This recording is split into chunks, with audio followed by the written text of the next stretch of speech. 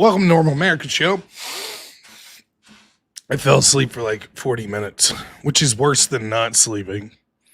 I'm your host, Rob Noer. I'm operating on like an hour and a half, maybe 2 hours now collectively of sleep. And I'm bummed out. I was supposed to do a no prep debate tonight. And it looks like it fell through. The person, it got busy. Someone says, who was it? I don't know. That's the point of the no prep debate. So I just know the moderator speakeasy was like, hey, can we reschedule? It looks like something happened. So I said, sure, no problem. You know, shit happens. No big deal. Maybe they did see Briscoe get his ass beat. Oh, man. What a night, huh? I'm checking a couple things. Sorry.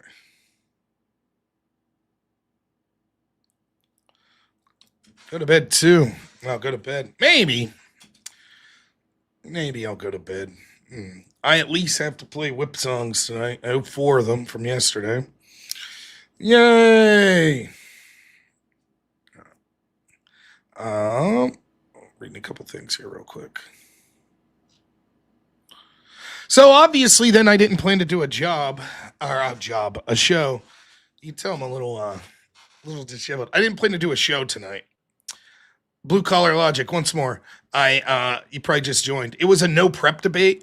The no prep series are opponents that prep for me, but I don't know who they are. So I have no idea who the person was. Yeah, we'll play some website. Yeah, plus the Disney. Yeah. Anyways, I was so busy today. Believe it or not. Did the show with Ryan Mullally earlier today. Then I did the extravaganza. A bit of a bittersweet day. The last day that Jake Rattlesnake's going to be hosting the extravaganza, which is a bummer. I really like doing the show with Jake. I think Jake's a great guy. He's not going anywhere. I'm sure I'll still hop on his channel from time to time. But just that format of Jake and I thought it was a lot of fun when we were on there. So we did a little trivia. United States versus Australia trivia today. I'm sort of an idiot. I don't know if people knew that. Not the smartest trivia. It's like, I don't know. Why? Why is Jake leaving? Just time commitments with his channel and everything, and his travel. That time slot was just really, as far as I know. I just Imaginary. I don't know if today'd be a good. I don't know. I could try a debate review, but for the purpose of what I'm trying to do with that show, maybe my energy will be a little weird tonight because I'm tired. So I don't know if it would match. Why stop a success? Life, man. Stuff happens. But I don't know. To be honest, when it comes to the production of that show, my role is just as a fill-in, or has been as a fill-in. And so literally I just get a call and it's like, can you do the show today? I say, yep. And all I know is Jake said, hey, this will be my last week of doing the shows. I've just been really busy. I said, okay. So review Andrew's debate last night, all 20 seconds of it. We'll talk about it. I don't know. So we'll talk about, I guess, some more of my debate with Pisco. We'll talk about the Richard Spencer stuff. I am aware of what's going on in California.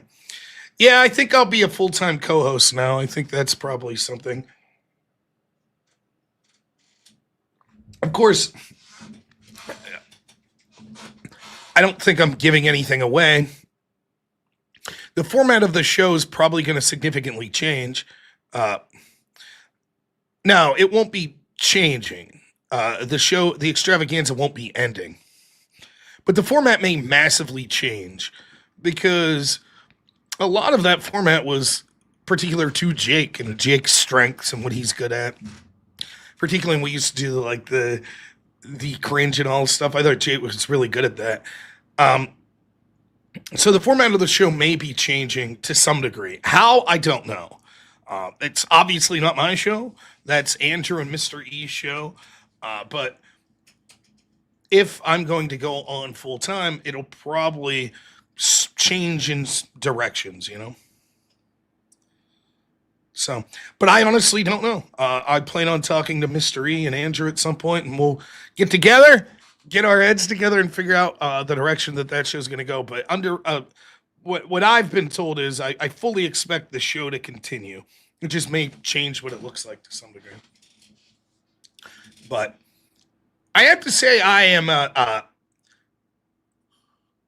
both with Jake and Mystery. I really like both of those guys. I really do. Mystery's like the guy. Like I'm trying to think of an example of like from like entertainment. Uh, I don't know. He's like he's like the dude that's always like at your work. It's like motherfucker, blah blah blah blah blah. Yeah, I'll go get that. Like like he'll like grouse about it, but he's actually a really nice, helpful guy, and he does a lot for that show, man. He's there every day. So I always have a pleasure working with Mystery on the show.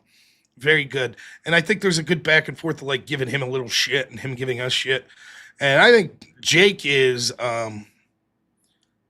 as far as I'm concerned, Jake's one of my favorite people that I've met on this online space, for real. Um, I think he's funny as shit. I'll message Jake. My son is, he calls him my friend in Australia. So my son will always be like, "Hey, Dad, ask your friend in Australia what's the biggest spider there." So I'll message Jake, be like, "All right," So, but I don't think there's any animosity or anything. I'd expect Jake to still come on the show from time to time as a guest if he feels like it. My understanding, it's just like a time frame thing. But obviously, I'm not in the know. You would have to ask Jake. But yeah, it's sort of a bummer. I'll miss the show. I had fun with it. But yeah, it's also a blast to do that show with Andrew. The only problem with Andrew is he's so damn busy, and so to plan like a show, even the days that Andrew could do it. I mean, I've seen this. I've gone down to Andrew's place and worked on projects. The dude is like constantly on the phone with someone or doing some sort of debate or he's prepping for something. And I'm very lazy compared to Andrew.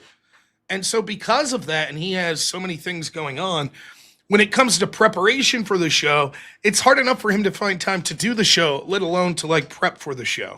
So that's right, just the himbo left. So I think Andrew's obviously great at the show, and it's a blast to do the show with Andrew. But I anticipate there'll be a lot of time where he's busy, he's on the road, or he has other projects that are going on. So we'll see. We'll see what we can do with it. But I think it'll work out fine. It really will. So Jake lives in Jumanji Land. Yeah. Um, what's up? Let's read the couple of super chats we got. Paulie, shortcuts. Thanks so much, man. $2 says busiest man alive. Thanks for the entertainment. I feel like it today, man.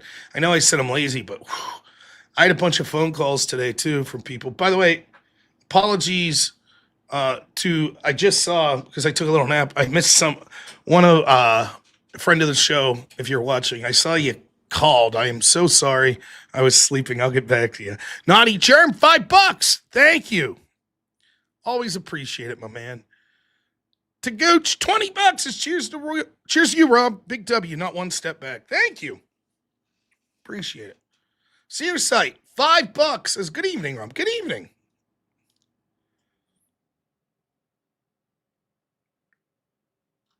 So, I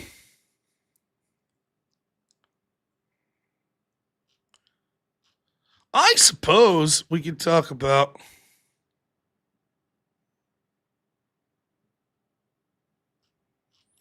start with the Richard Spencer, Andrew Wilson debacle.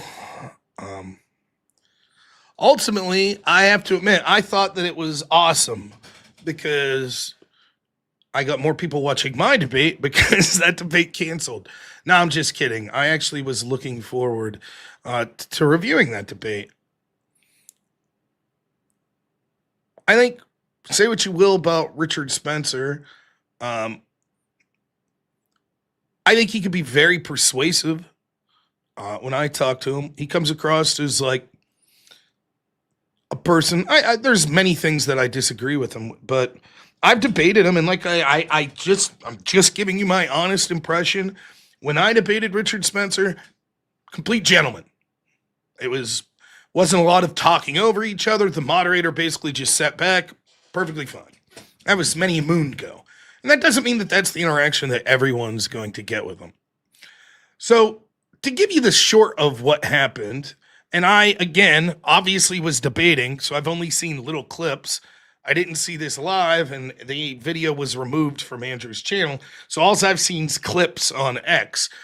But people in my audience were coming in real time telling me which sort of matches on the clips.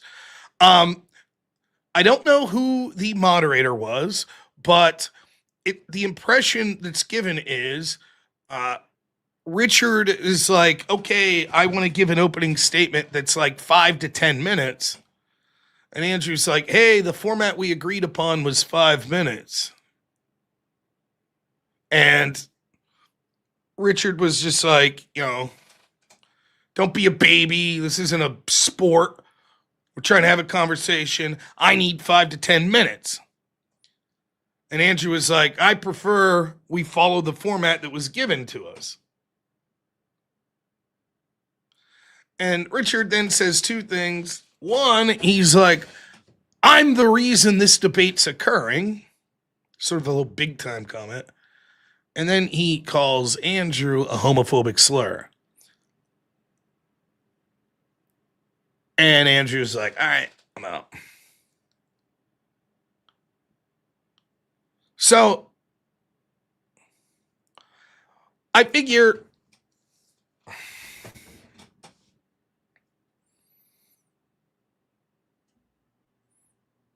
I'll give my impressions of this. It's not 100% as clear cut as some people might think, I would say. There is leeway that's given to debates. I think there is, in my opinion, more leeway that's given on certain issues than other. For example, let's say we're setting up a debate and it's me and the crazy, right? So me and crazy are going to debate. Okay. Now there's going to probably be a lot of things that are agreed upon before the debate. A lot of it's implicit, but there's going to be explicit things. Like we sort of have an implicit agreement that we kind of have to understand each other. Now this is funny because when we get into, the me versus Pisco debate, part of the reason that it's difficult to have a debate with him is his sincere, what he claims to be his sincere belief that all words are mere utterances that have proprietary definition to the person uttering them. In other words, you think you know what the definition of criminal is? You don't. When I say criminal, I might mean something completely different than what the dictionary definition is. So you're just going to have to tune in and find out as I explain what those utterances are. Nonetheless, that's for another time. But we sort of have an agreement. We have to be able to understand each other. You have an agreement of like literally where the debate's occurring. Hey, are we going to use StreamYard? Are we going to use Zoom? All of these things are like levels of agreement. Most of it's so stupid and obvious. You're like, oh, why would it ever matter? Yeah, it basically doesn't. I'm just going to show you there's levels of sort of things of agreement. Some of the agreements, I think, are more flexible than others. So, for example, an agreement on the topic. I think in general, you should be within the topic area. So if the topic's going to be court packing, you should be debating about court packing. You can have a disagreement on what court packing means to you, but it should fall within that area usually. Sometimes you agree upon a topic, but through the course of a debate, other things get brought up that are more interesting than the topic. And as a participant of debates, as a moderator of debates, and as a viewer of debates, I'm okay with that, usually. Now, if one of the participants is like, no, it makes it more difficult, but there's some fluidity there.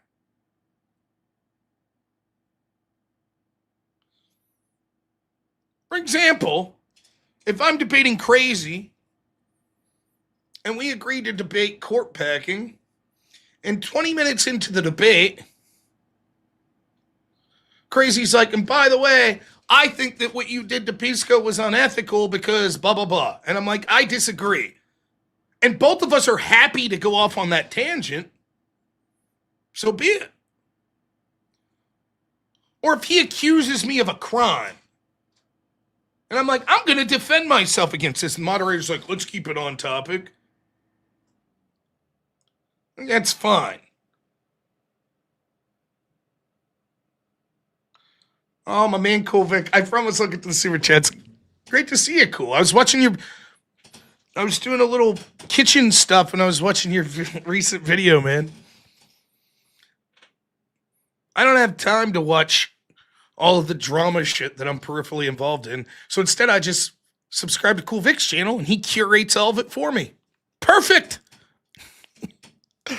And it's more entertaining than sifting through a lot of these people. Ugh. You think me debating Pisco 11 hours is a slog? Dude, I can only imagine the videos Cool Vic has to go through to get the content he does. Imagine that he'll be 6 or 7 hours in at times like, what am I doing? What am I watching here? Anyways, so there are things that are obviously, more fluid. Some things are less fluid, though.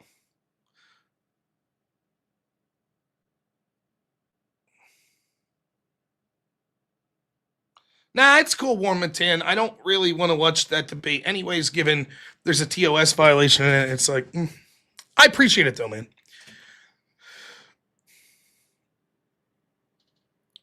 So, for example, what are your feelings on the agreed upon moderator?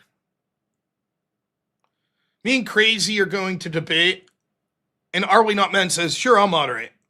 Both Crazy and me are like, we accept that, no problem. But then Are We Not Men has to back out, and all of a sudden Crazy's like, well, I want Cool Vic to be the moderator. And I'm like, no, I don't get along with Vic.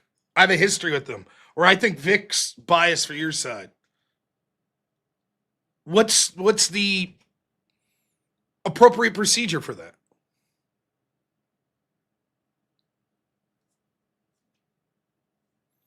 Or what if it's a time issue? We've agreed upon 5-minute opening statements and you insist upon 10. And I have to tell you, truth be told, it could go either way.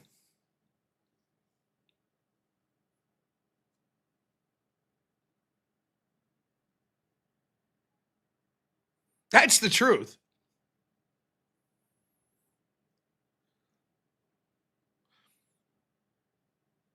I have found myself sometimes in enviable positions because I'm very loose on that shit. My philosophy is I'm about what do you mean Vic says? I'm saying good things about Vic. I'm saying Vic, he does a lot of drama content and he has to follow all of these shows that are like from some of the worst people in the world. That's what I'm saying. Vic does an excellent job. I watch him all the time. Did that come across as wrong? Vic, are you still here? I hope I am half asleep. Did I screw that up? I hope not. I hope it came across that I was actually saying that I think Vic's really good. I I hope I didn't fuck up. Vic like stormed out. I'm gonna be the target of his next like, fuck this guy. robnoerr's a fat piece of shit. I'm gonna bring Brian Shaprio on to talk to him. Oh man. Oh, thanks, Vic. I was like, oh shit. Anyways, I'm for me, it's like, I don't give a fuck. My thing is, there are a handful of people I don't want to interact with. And almost all of that is because of past experiences, right? So, for example, I'll just throw out some random names. I don't really want to interact with this person, this trans person, Demon Mama anymore. Right? And the reason for that is it was a very frustrating, absurd debate the several I had. Secondly, the last time I debated, it was a switch of the topic at the last minute. We were supposed to be talking about Russiagate, and it got switched. Though I don't think this is Demon Mama's fault alone. It was a panel. It got switched to abortion or some shit. But the real reason was, I'm not blaming Demon Mama for this. But if Demon Mama was someone that was a better debate or something like that and offered more, I may be able to overlook this. But this was the big thing. The last time I debated Demon Mama, I got mass reported to shit. So maybe there's someone that does something that's so unethical outside the scope of debate, I don't want to debate them or give them. So if someone gets arrested for being a child assaulter, probably not interested in, hey, want to have a conversation on tariffs? I'll probably be like, no thanks, perv. Go back to prison, you know?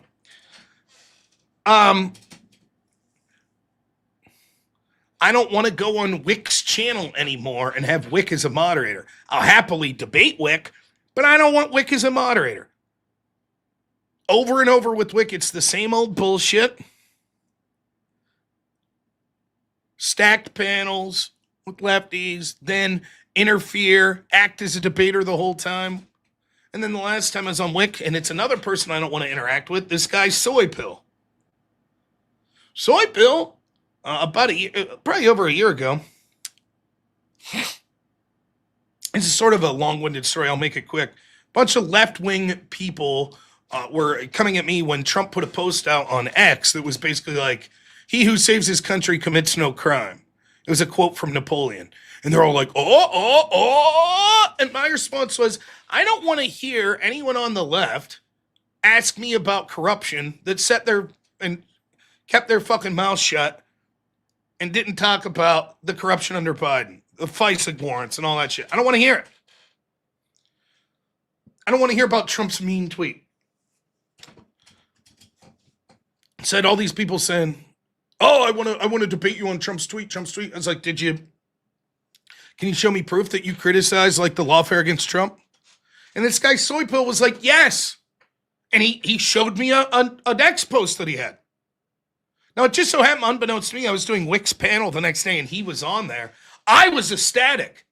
I actually, if you go back and watch that panel, you can see. I was like, this is amazing. And my opening statement, I was like, my original plan was to come on here and just be like, hey, fuck you guys. You don't care about corruption at all.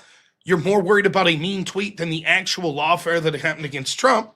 But I'm not going to do that because my opponent did speak up against that lawfare, and he deserves the attention on this matter. He's earned that from me. So let's talk about the tweet.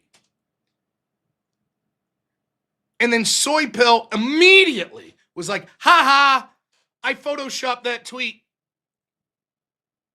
So, okay, I'm not interested then. I'm not talking to this guy ever again.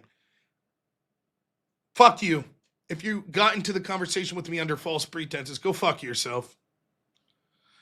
And Wick started screaming, you're no better than Destiny's orbiters and blah, blah, blah, blah, blah, blah. Fuck you, blah, blah, blah, and screaming. I was like, okay, then I'm not going to do Wick's show anymore.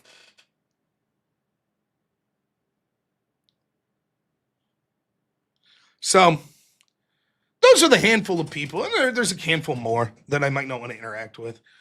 That's about it. Most people, I'll give a shot to pretty much anyone at least once. To have a conversation or a debate or to moderate. That's fine. I'm not even opposed to, I think I'm probably as less temperamental as anyone with that shit. Pisco could be like, you want to debate? And I'll say, sure, he want to moderate. He could be like, Josiah, his co-host of Live and Learn. I'd be like, okay. Now, if Josiah sucks ass, next time I might say, no, I don't want to do a debate with Josiah moderating. But I'd give him a chance.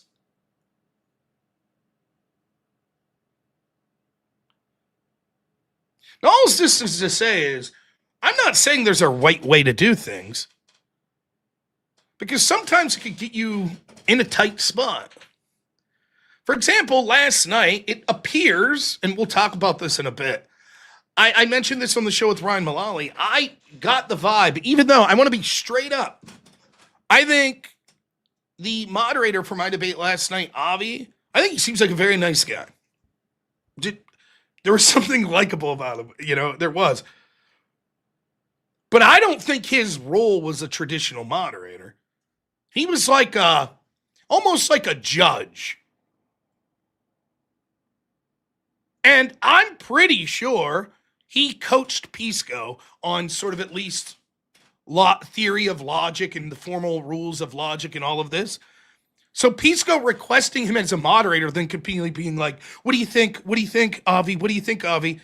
It seemed to me like Pisco was like, "Please help me make my argument, Avi."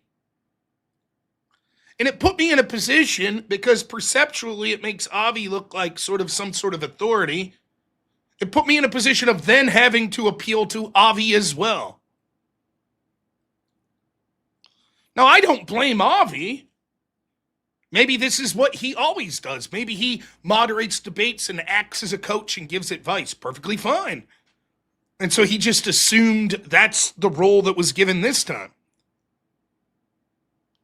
But that to me was like, well, fuck. I found myself in a de facto 2-on-1 because I'm so like, yeah, fuck it, whatever mod you want. All of this is to get to this point. Debate online could be real fucking bloodthirsty. Like, real bloodthirsty. And I'm just talking about me. There are people behind the scenes that are blacklisting you and trying to rig shit to, mislead people and to get you like all this shit. Everybody's looking for that one clip. Once you get known to be like, someone who's a pretty decent debater, everybody's looking for the clip to take you down. And this isn't just me. I'm small fish. This happens way less to me. But I'm talking about people like Andrew Wilson. I'm talking about people like Nick Fuentes. I'm talking about people like Destiny, someone like Hassan, someone like Asmongold. These big streamers, there are full-time people fucking watching them, trying to fuck with them, trying to find one little clip. And if you know that and you approach debates in this sense where you're like flippant, like, I don't give a fuck, whatever topic you want, whatever moderator you want, whatever, people will take liberties. They'll use that to fuck with you. And I'm one thing. I'm like, on the scale of like, if this was like a low-level streamer and this was like the highest streamer, right? I'm like here. Like, I'm okay, but I'm middling. Everyone in the world wants to debate Andrew Wilson. So why should he leave someone big time him? Fuck you. I don't have to follow the framework. Everyone's here because of me. What? Does Andrew owe his time to people? There is zero doubt in my mind right now tonight, if Andrew goes on X and says, hey, looking to debate anyone on any topic of their choice, he'd have 20 people like, yeah. Let's do it. Let's debate on this. So why should he listen to someone big-timing him saying, I don't have to fucking follow the rules. Fuck you. People are here for me. Now, if it was me debating Richard Spencer, I may have well have said, yeah, I don't give a fuck. Take 10 minutes. But I'm not Andrew. And just because that's something I do does by no means that that's an obligation. And that's to get to the other point. This sort of shit happens on a small scale with me, and I'm usually debating normative politics. Andrew, because he's debating things that are a lot of times far more personal, and I don't know the circumstances behind his debate with Richard Spencer, or I don't even know what the topic was. Perennial Man or something like that, I think Mr. E said. I don't know shit about that. I don't know. My guess is it was going to be another like hater debate. Fuck you. You suck. Your wife sucks. Your marriage sucks. You're not a real man.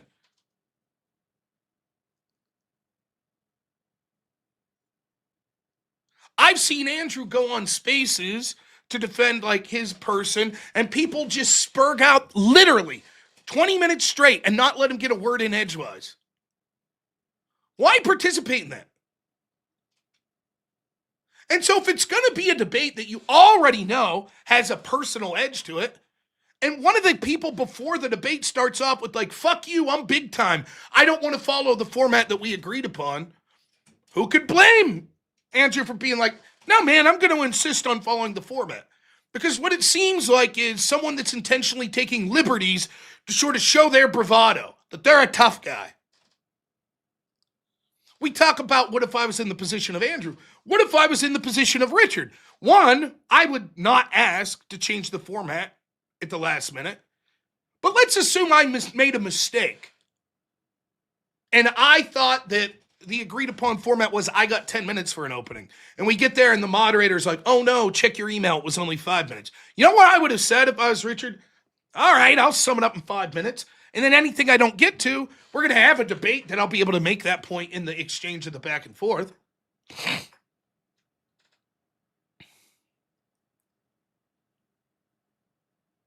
And then I believe that Andrew's hesitation to allow him to violate the format is ended up proven true based on the fact that Richard Spencer then intentionally violates terms of service.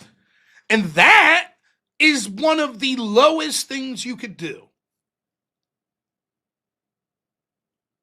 Intentionally violating terms of service while other people are streaming is basically tantamount to trying to get you fired from your job.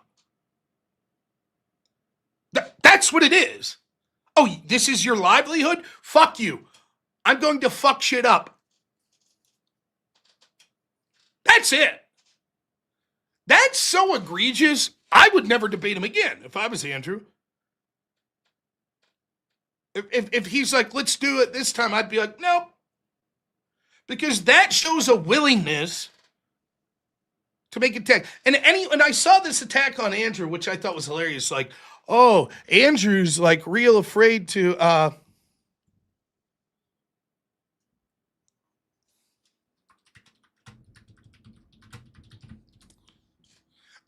he's really offended by being called a homophobic slur.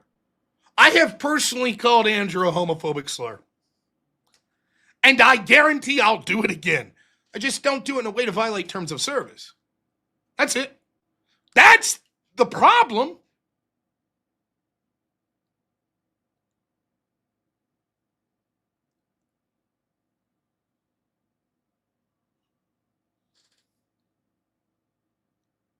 For me, it looked like Richard Spencer was a person that was going there to intentionally act with bravado and push the envelope to the point where Andrew, out of frustration, would leave. And then Richard could say, aha, he's a coward.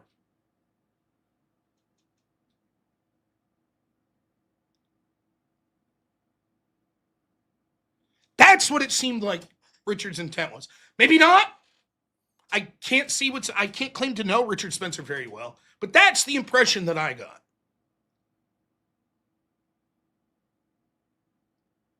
So, I don't know what else to say. I think Andrew is justified in saying, all right, I'm out for the debate. And I think he's certainly justified, or not just justified, I would have recommended it. That not only was he justified, but yes, that you should leave. Because it's not worth risking your channel.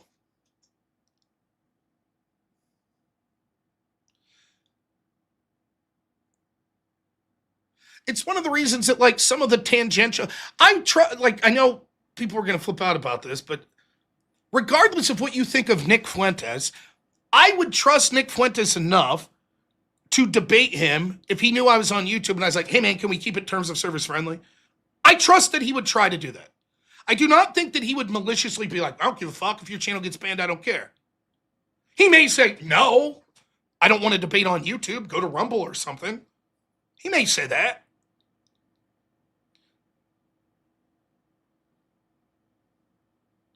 And you've seen that, I think, from someone like Nick.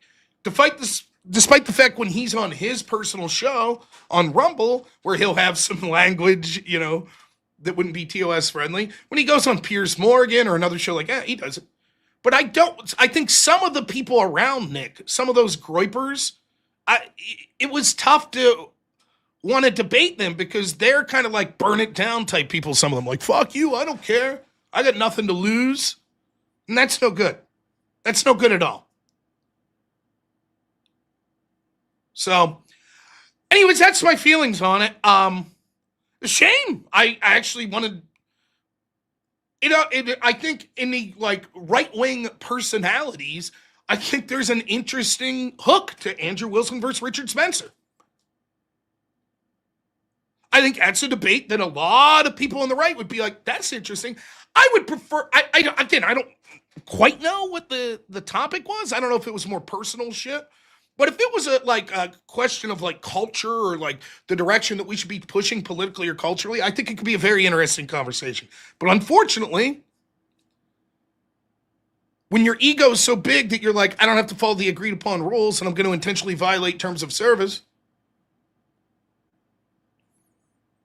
that's, I don't know. So that's my take on it. And I'm sorry I don't have anything deeper than that. But I have to plead ignorance. I just don't know what their history is, what specifically the topic really was. I see people were saying manosphere. Okay, yeah. I mean that's pretty broad, but yeah, okay. Yeah, the debate with Richard Spencer years ago, I did. Yeah. Cody H, thanks for the 10, man. Says, what up? Helped an old timer change a blown tire on a local rural road today. He gave me 5, doubling it and giving it to the next guy. That is unbelievable. Thank you. I really appreciate that, man. Nothing better than helping, particularly older folks, particularly in rural areas. Thank you so much, man. Cool Vic, $20. Thank you so much, my friend. Please check out Cool Vic's show.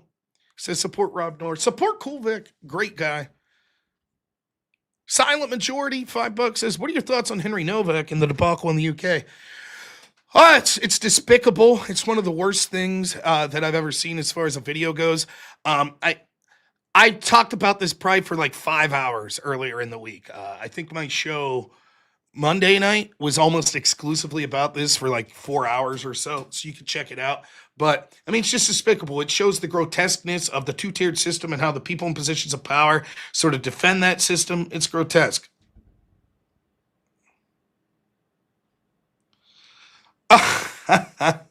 What's up, Andrew? I didn't even see you there. Mr. Wilson, don't tell him I was just talking mad shit on him. $20, thank you, says, Avi and Ask Yourself have been coaching Pisco. I'm pretty sure I told you this. That was a trap. It's funny you mentioned that. I'm getting a message from Avi as we speak that says he did not coach Pisco, that it was just Ask Yourself, and that it was a trap. Avi, if you're listening, I assume you are. If you would like to call in, be happy to have you call in and talk about it.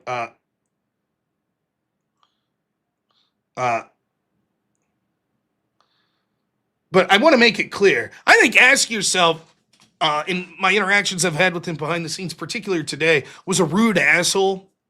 I don't really care. It's not a big deal. I mean, he's like, hey, let me give you some help. And I'm like, nope, I'm not interested. Because the help was basically, let me explain why what Pisco did was okay with this one thing. And I'm like, nah, I'm good. Just to be clear, to full transparency, what happened was Pisco's like, last night in the debate, I don't know if I said this or not, but Pisco thought I said, Ask Yourself is in chat. I did not at that point remember there was a online personality, Ask Yourself, like that's the name he goes by. So I might have said, Ask Yourself this, but you see what I mean? So he was like, oh, Ask Yourself's in the chat. Go ahead and bring him on.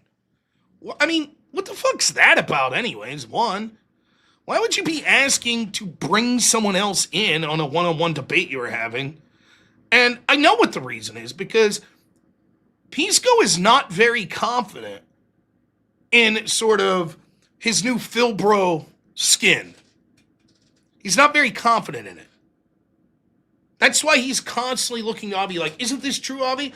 I sort of think two things is going on with that. One, he's wants Avi to help him, but I also think he's legitimately asking Avi because he doesn't know.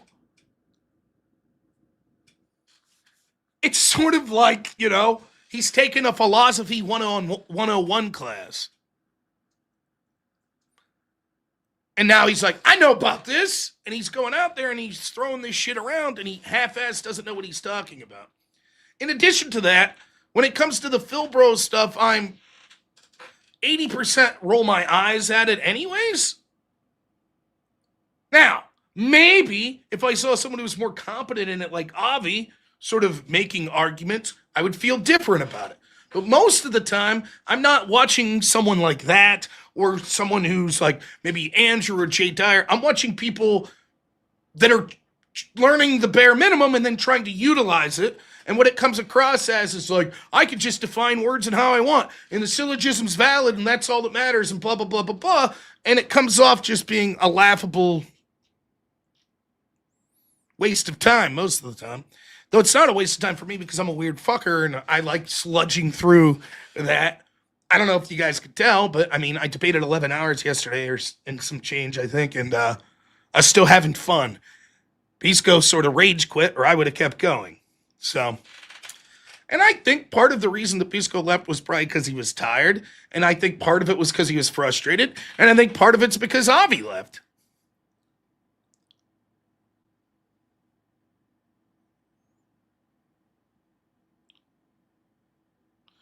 Um,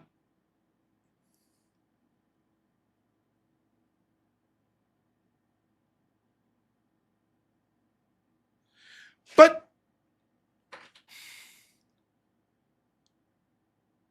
for the record, Avi claims he messaged me and said he did not coach Pisco on formal logic. That it was Ask Yourself that coached him. So I accept that. I do not, from my limited interactions with Avi, I do not, he does not strike me as someone who is lying to me about this. He doesn't. I think that Avi probably had a bias toward Pisco's argument. Not the least of reasons why is because, as a Phil bro, he likes that style of people debating in that style. And I think that that becomes apparent in the debate, particularly in the first 3 hours or so, where to me it felt like, I was a little like, why is the moderator so involved anyways in the first place? Speaking of norm violations, now again, I don't give a shit. I rolled with the punches. I didn't stamp my feet and say, no, this is I was just like, okay. But I mean, my idea of a debate moderator and the way it normally goes is there's very limited interactions. And the moderator's not saying, well, this is a valid argument or this is a sound argument or things of that nature. And people aren't appealing to the moderator. Once in a blue moon, you'll hear someone say, moderator, did he say this? Did he say that? But once I realized that was the game and Pisco was doing it, I was like, well, fuck, it's good for the goose. It's a tool. I might as well use it too to appeal to my side of the argument for the audience. Anyways, my impression of Avi seemed like a stand-up dude to me. And even when I was bitching at, like, I wasn't really bitching hard, but even when I was like, yeah, I feel you've been biased, he wasn't like a dick about it. He was like, I disagree. And I hope that it didn't come across that I was trying to be like, fuck you. I was just like, this is how I feel. And I appreciate that. So I have no hard feelings with Avi. I think that Pisco specifically brought him in because he thought it would help him, because he probably knew that Avi's moderating style would be one that Pisco could basically crib on him for help. But I don't know that that was Avi's intent. I think Avi's just like, I'm just doing what I normally do. I did say that I suspected that Avi was coaching Pisco, not in that particular debate, but in forms of logic. And he says he hasn't, so I accept it. I retract that. Apologies if he was upset. Ask Yourself, which apparently was coaching him. I don't understand where the hostility from this dude comes. So, anyways, getting back to the story, apparently Pisco thought I said Ask Yourself, and he was like, yeah, bring that dude into the debate. Again, sign of weakness to me that you want someone who's coaching you to come in and save you. Okay, whatever. I think you could judge for yourself. Pisco knows, by the way. He knows he got fucking wrecked. And his audience knows it. Anyways, this morning, Pisco sends me a message that on Discord where this Ask Yourself gentleman's connected to it. And he's like, hey, Rob, remember last night when I thought you mentioned Ask Yourself? Well, here's that dude. I thought I'd connect you guys because he'd like to help you. And basically, he's like, hey, one of the arguments, the first arguments I made, there were two portions of the debate. The first prompt was, how did Ryan do bad in his debate with Pisco? The second was, should the Democrats expand the court? Right? in the first argument, and I see this as like straining of a contradiction. The first part of the debate, he's arguing Ryan should have known what I was going to say about the prompt and should have been forced to debate that. That's the good faith reading of the prompt.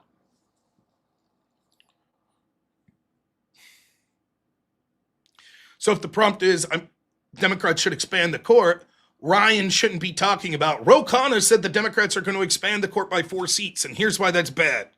Or Pisco said he endorses the plan to expand this court by 4 seats, and here's why that's bad. Instead, Ryan should listen to the opening statement, which is, here's my syllogism to expand by at least 1 seat, and then be forced to argue that syllogism as opposed to the broader topic in general. I don't believe that's necessarily the case. I think there's arguments to both sides, but I think that Ryan did a very good job in the debate, and that was the first argument. Pisco's position, though, about the plan-focused debate, part of his argument was Ryan sandbagged, because Ryan knew exactly what Pisco's argument would be, because Pisco put it out there. He threw out the syllogisms. And as much of as a nerd I am, I saved the post with Pisco's syllogisms, and I'll bring it up.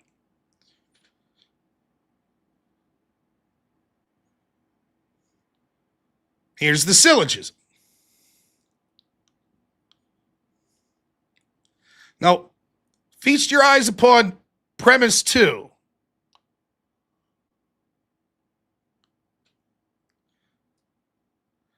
Quote, there was injurious partisan Supreme Court packing. Now, that was the syllogisms that he put up publicly before his debate. You see that on May 22nd. We're now on June 4th. And that's the same syllogism he's argued in all of the debates on this, 2 or 3. So his argument is, Ryan should have told me he was going to talk about other things which he thought were within the prompt. He should have told me that.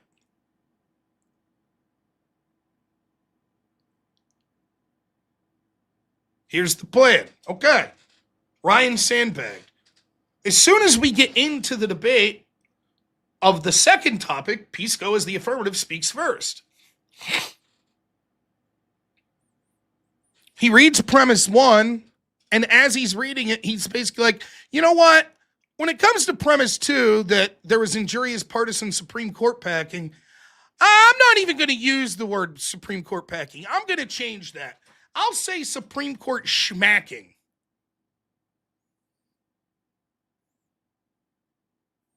So my argument becomes, all right, man, you said that your plan that you put out was the central focus, and so therefore the fact that Ryan didn't talk about that was sandbagging, and you literally changed your syllogism that you've had out for 13 days in the middle of our debate before I'd even had a chance to speak. It wasn't that I started arguing about court packing. He said, let me explain. Let me change that word now because there's a back and forth. He changed it before I ever said a word. So he presented that this is what he would be arguing and then changed the language. Now for Pisco, if I could defend him, Pisco will say, it doesn't matter that I changed the words because words don't have meaning. Words are just utterances. What you call court packing, maybe I don't call that court packing. And since it's my syllogism, all that matters is what my meaning of the word court packing is. So I could call it court packing, I could call it court schmacking, I could call it a bucktooth sailor.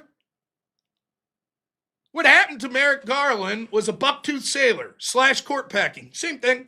And you're like, wait, what? Yeah, it's my definition. I could use the words to mean whatever the fuck I want. Now, my point is that seems like sandbagging because if I look at this syllogism, the 2 easiest places to attack it, because all I have to do is take out one of the premises and the conclusion then fails. And the 2 easiest premise to attack is premise 2, that the Republicans had court packing.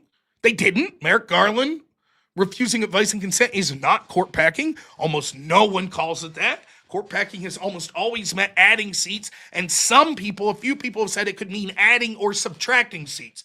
But really, no one has said that it could be refusing advice and consent, which has happened in the past, and no one called that court packing.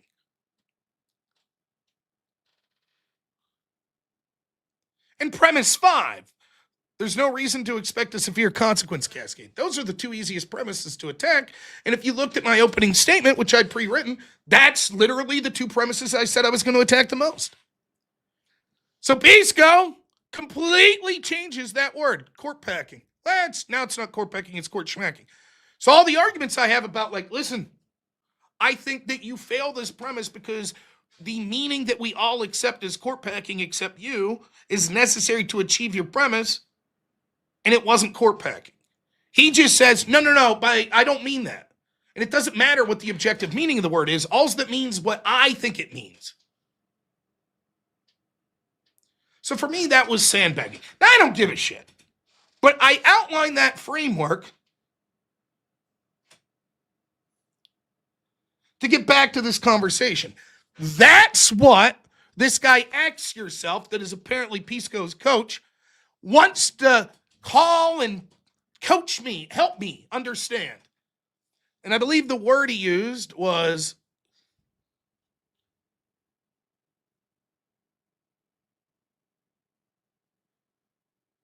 objective, correct, etc. definitions are orthogonal. He's going to explain that to me. And I was like, no thanks. I'm not interested.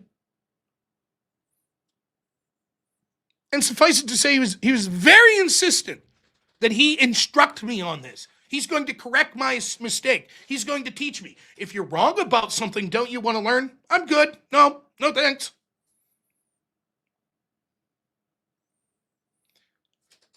If I was him, I'd be like, okay, if you ever change your mind, let me know. Thanks for your time. Not him, though. He keeps pressing till eventually puts a little clown emoji. Then he says I'm running from him, and he's going to put me publicly on his people that are dodging him. Then he says if I ever uncuck, I could talk to him. Meanwhile, he's invoking, ask your buddy Andrew. I'm someone to talk to. I don't understand the hostility. I don't give a shit, really. But are you so arrogant and feel so entitled that you're personally besmirched because I don't want your advice? Methinks that it's not really about advice. Methinks it's about assuaging his ego and claiming that his student's argument was actually correct. That's what it seems like. Doesn't seem like a generous offer to, I'm a dispassionate observer of this debate, I just want to give advice.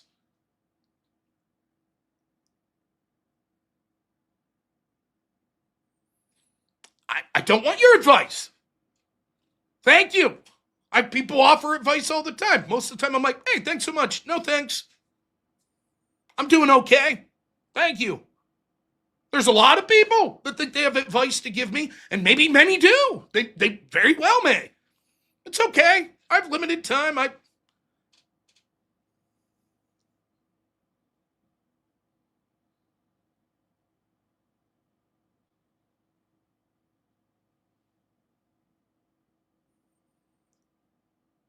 And I also don't understand the concept of I'm running from someone if I don't want to take their advice. He didn't say, I'd like to debate you on this. He said, I'd like to instruct you. I want to explain what happened there. No, I'm good.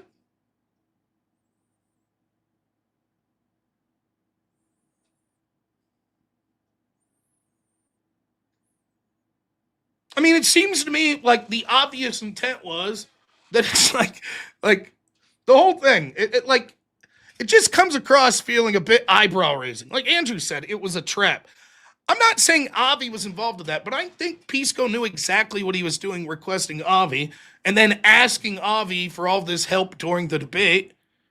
Probably because in his sessions with Ask Yourself, I'm assuming Ask Yourself and Avi probably have similar backgrounds in sort of Phil Bro types.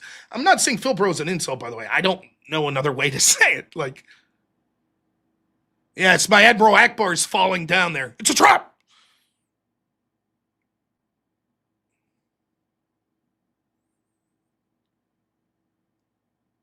So that's all I have to say about it.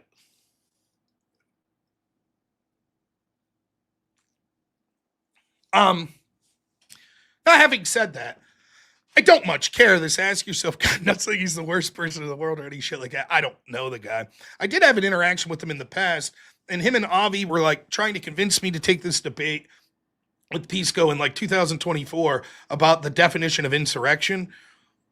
And I'm starting to gather, like, look, there's a lot of terms. I don't really give a shit. One thing I think that I'm a pretty logical person without having a formal training in logic, if that makes sense. So I sort of can thumb my way through the concepts. It's the language that's difficult. So it's like the specific form. Like, for example, I have a specific form of debate. We used to do in policy debate what we would call a flow. Now, a flow, the way we debate, the specific style in which I did, it would be damn near unrecognizable to you all. And not just because we're talking as fast as humanly possible, making all these arguments the way that we structure, because we do everything, we have separate issues, so each argument will have multiple parts, we have uniqueness, link, and impact, we'll be able to have separate sheets of paper, then you got to signpost everywhere you're going. So let's say I would talk about the number 2 argument, that'll be the link. I have 3 arguments on the link. The first is the link is actually something that can be reversed because it would make the economy worse. The second thing would be the link actually would be non-unique anyways because we would see the economy's already bad. And the third would be, even if the economy falls, it would be something that we'd be able to accept because it wouldn't lead to the internal link of saying that would have this support. Now, we move on to the next sheet of paper, climate change. We get to climate change and we can see this argument is actually false. First off, if the impact was true, we would already seen it occur. However, it hasn't occurred yet, which shows that this is overblown, as these things have always been. In fact, if we look back to our evidence, we can see in 1987 they first started to say that the ice would be melted completely by 2005, and once we got to 2005, we had Al Gore telling us that we could go till 2016. Now we got to 2016, they still talk about trading carbon credits. Even when we had trading carbon credits, we didn't see that it was able to do much to be able to reduce this type of shit. Now, if I went in and started talking like that, how impressive! I look like I'm fucking dominating. Because I've talked in the jargon and format of the style of debate that I was most interested in. You all might say, what the fuck? But how impressive. And if we had my old debate coach was the judge, he'd be like, fucking killing it, Rob. Yeah. And I'd be like, what do you think, coach? Yeah. Uh-huh. Or in this case, Avi wasn't the coach, but my coach's buddy, who was also a debate coach. It's not just the speed, it's the way in which you structure the argument. So you signpost everything. I have 3 arguments, general themes of argument. Here is my plan. The first is the environment. The environment's harming. My plan, if the environment gets harmed, it'll lead to extinction. Then you have the next harm, another sheet of paper. Then you have solvency, how your plan solves it. Then your opponents stand up and they say, 4 new sheets of paper. Then we're going to go to solvency. Then we're going to go to climate change. And if you fail to address an argument, even if the judge, the way it's supposed to be in norms, even if the judge thinks that the argument's not true or valid, it's conceded.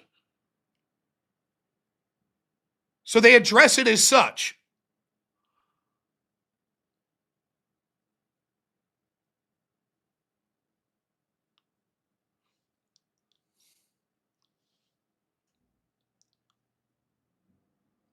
I can try to sound like a big man. And can you imagine if I walked into a debate and was like that?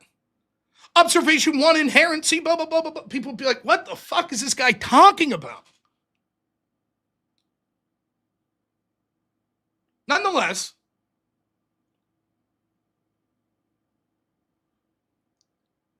I have my jargon I know from that style of debate. I can talk to you about fiat and inherency and solvency and topicality and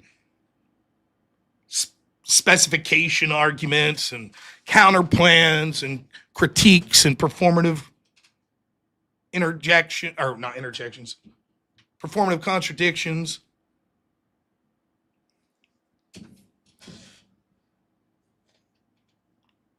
Point being, I might not know the jargon, but I could thumb my way through it. So one of the things I guess, maybe this is a positive, it seems that I'm at least getting an idea on is the terms valid and sound. Valid would mean if A, then B, then C, therefore D. And if it follows that structure, even if the argument's absurd and no one would want to do it, it would be valid, but it wouldn't be sound. So I was incapable of drudging those words up, though I was talking almost all exclusively about the soundness on some parts of the debate. And then when I'm attacking the premise, I'm saying that it's not valid.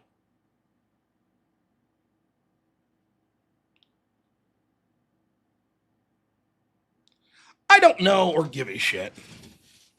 The problem is, much like if I would go on a debate like this and would be able to dominate people, they wouldn't understand what's going on, and every debate person in the world, the NDTC debate would be like, oh my God, Rob Carson person, they didn't know what the fuck they were doing. We're going to give them perfect speech words on the phone, so they didn't know what's going on. And when we got to the impacts of why they're talking like this, we can see that they don't have any good arguments.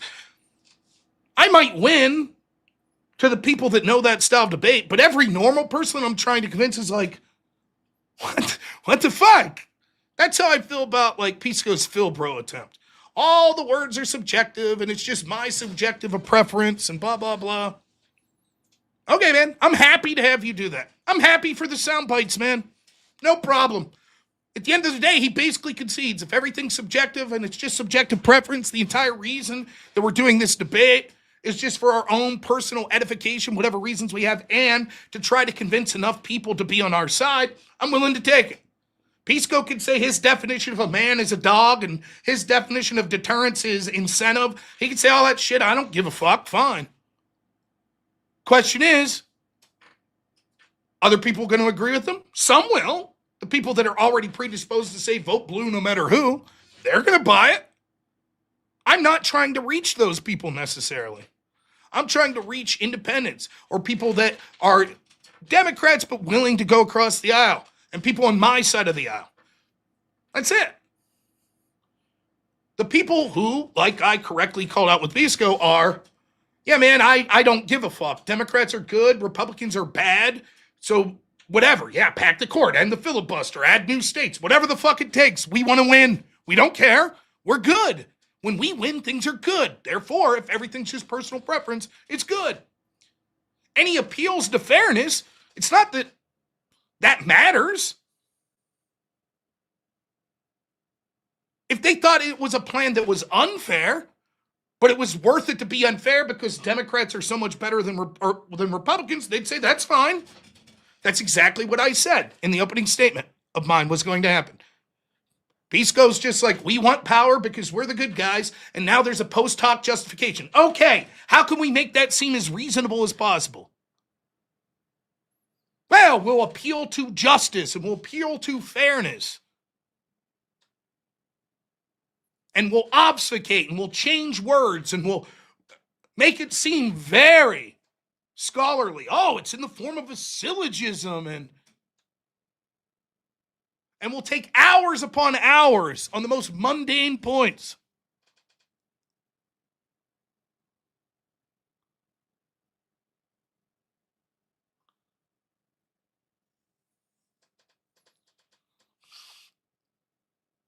That's my opinion of what happened.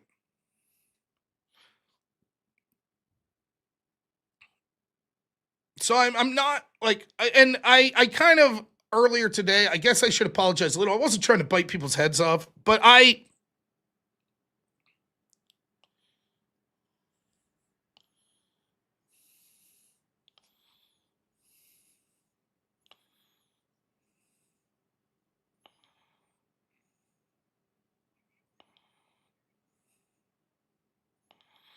sorry, I'm getting up some clips. So for me, it's like I'm not saying that understanding of philosophy couldn't benefit me of a formal education in philosophy. I'm not saying that.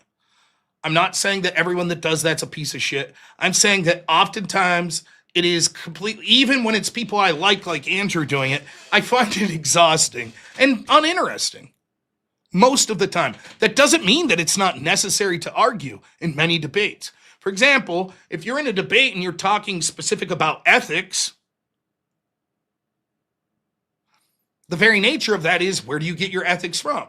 Now, you could say, but doesn't that reasonably intuit that anytime you're talking about any ought, we ought to vote Republican, we ought to vote Democrat, that entails a question of ethics?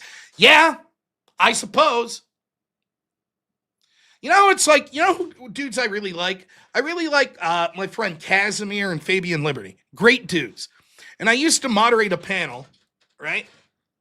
And you're always trying to like set a panel to have an interesting matchup. That's one of the things that I try to do when there's a panel.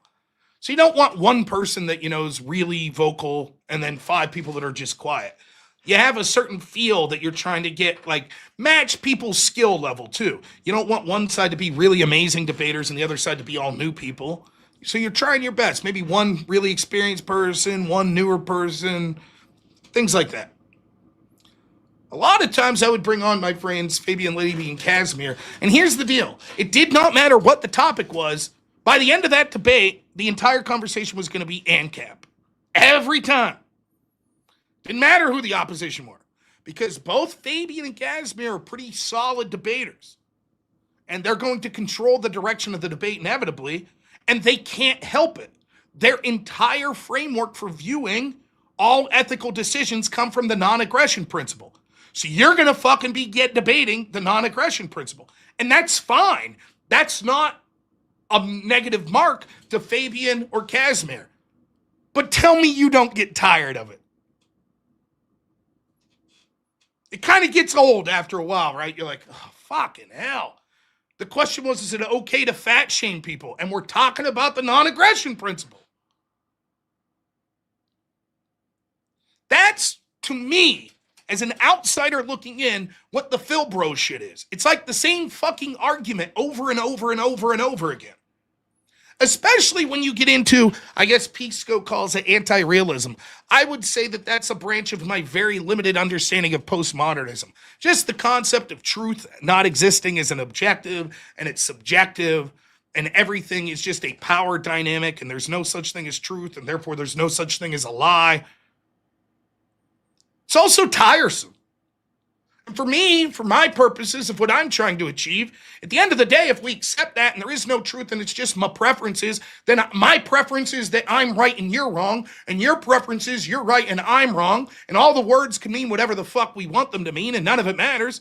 The only thing that matters at the end of the day then is real political power. And unless we're going to use physical force, like I'm going to go out and punch people until I get my way, the way we now utilize that power is by getting powerful people on our side or a coalition of people on our side to force change through culture or voting. That's it.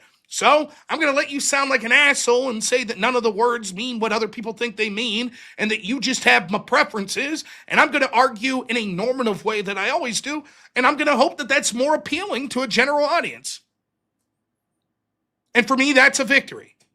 That's my plan. There's our friend Xphobic. You fucking piece of... I'm just kidding, man. I'm glad to see you back, Xphobic. I really am. Xphobic, give me the fucking business over on Discord. I think he even said I was grotesque announcing I was going to the restroom at one point. A man's got to pee. It's good to see you back, man. If the next word out of your mouth's Jew, I swear I'm going to flip out. Oh, shit.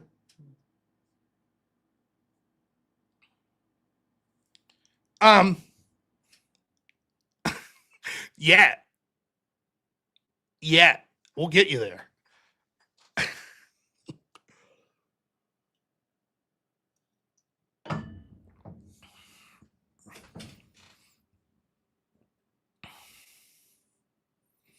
For me, it seems like the idea of like heavily focus on a syllogism with proprietary definitions is getting to the question of validity, but not to the question of, is this something we should do?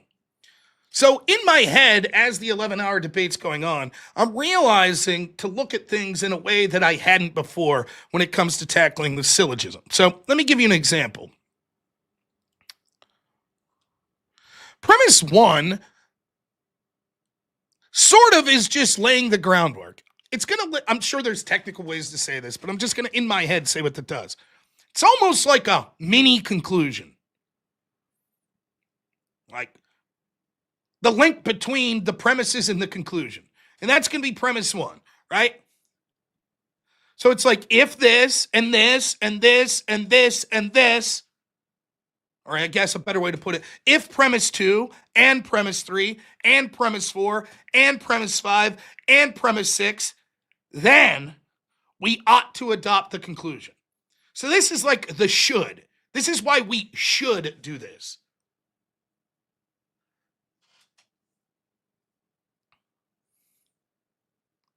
Now, what I realized without realizing it is actually, despite the fact that I think premise 2 and premise 5 are the easiest to attack, and I should have spent more time on 5, by the way. I planned on spending another 4 hours on it. Premise 4 was where I was spending time, but it actually is premise 1 that I have a problem with. Because premise 4 isn't a should statement, it's just sort of a factual statement. But the problem I have with premise 4 is the idea of should.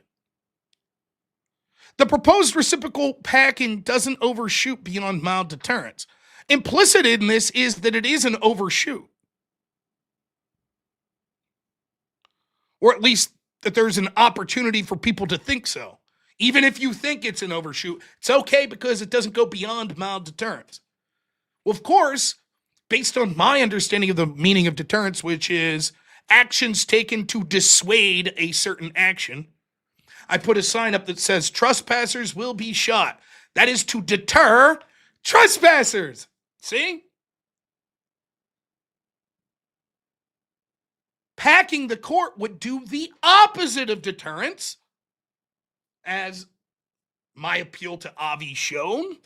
It would actually increase and incentivize Republicans to then pack the court. Of course, Pisco tries to get out of it by saying, yes, but hypothetically, in an indeterminate time later, it could end in both sides stopping it. Of course, the problem with that view, not the least of which, is no one's packing the court right now. It hasn't happened since the 1860s. And even if we consider Merrick Garland court packing, that's 2 incidences in 150 years. That's hardly something that needs you to take the very action you're saying is horrible in an effort of deterrence. It's like saying we want to deter murder, so I'm going to go out and murder someone right now. But the real issue, the more I think about it, is as follows. Why is the criteria beyond mild deterrence? And actually, the whole debate becomes a trap when you think about it in this sense. You're basically just arguing whether or not this is valid, not whether or not we should do it.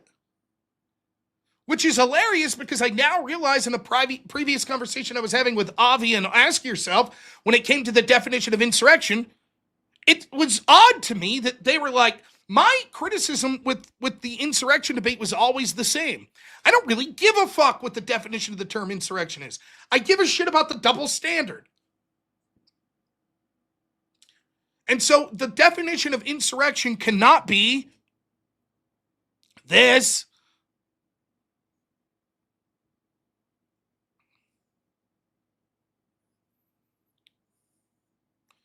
Assemblage of people united for a common purpose, resisting the implementation or execution of a particular law by way of force or intimidation for a public purpose. That would include hundreds of examples of insurrections a year. That's basically the entirety of Black Lives Matter. So when Pisco's pounding the table, that's my definition of insurrection, or his might have been slightly different, or destiny. And it's like, yeah, but why do you give a shit about this insurrection and not those ones?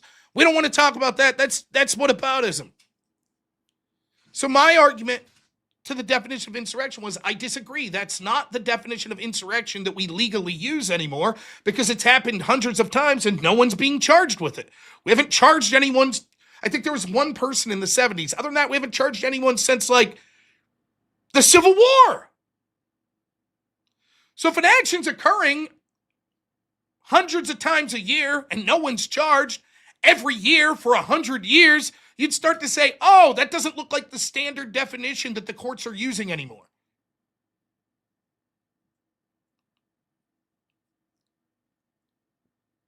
But they wanted me to debate under the auspices of, well, if we accept Pisco's definition, let's accept it. Pisco's definition could be literally this: I define insurrection as the exact actions that occurred on January 6th. Was January 6th an insurrection? Well, given the proprietary definition of insurrection equals actions on January 6th, then yes, actions on January 6th would equal insurrection. Great. What have we accomplished? But that's the debate they wanted me to have. Let's see if Pisco's syllogism is valid if you agree with his definition and don't challenge the definition. I said no. That's stupid. Ask yourself what's reaching out to me, but it looks like you're running. I'm not running. What they want is a soundbite. That's what's going on. If I said to them, okay, fair enough, I'll do that. Also, though, I want you to debate, are you a child assaulter? Fair enough? Now, you can't challenge my definition of child assaulter.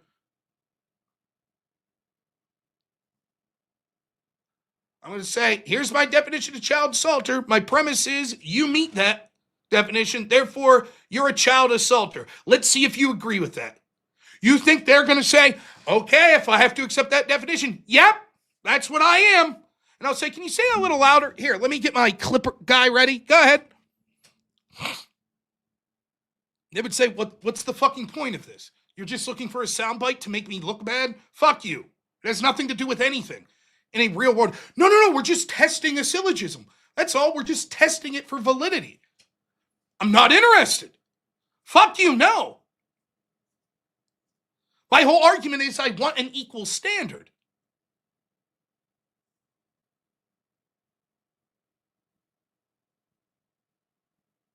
That's true, Valio. Who did I run from?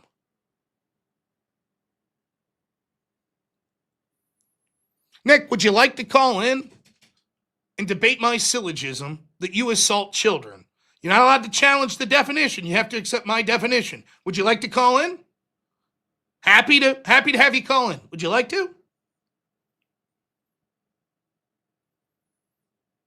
Happy to have you call in.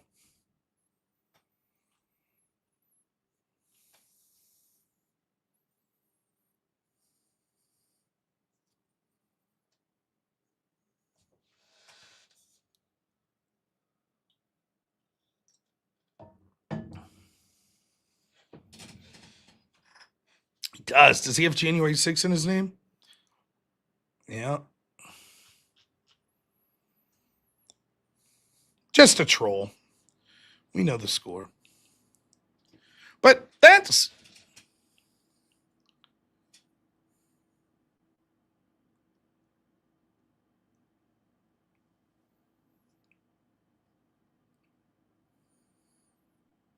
Now, there's a million moments, and I do apologize. I was supposed to do a debate tonight, so I apologize that I didn't have more prepared. And maybe you're tired after 11 hours yesterday, me talking with Ryan. Maybe you're tired of...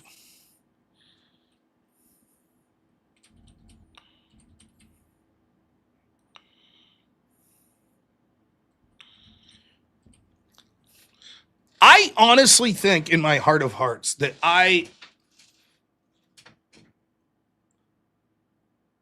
crushed Pisco in almost every single part of his syllogism. I think he did terrible, or at least why we ought not accept it. Oh, the point I was getting to. So here, we go back here. Forget about the concept of is it valid? Does it validly follow? Why do we have this part about overshooting mild deterrence? And then I realized something. What if I take that out? What if I said, and the proposed reciprocal packing doesn't overshoot beyond adding 500 justices? Instead of beyond mild deterrence, what if I said beyond adding 500 justices? So it's okay to add up to 500 justices. Isn't that valid?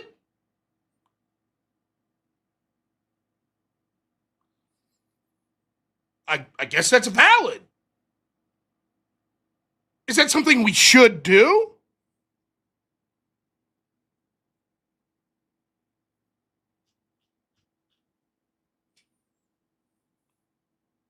No.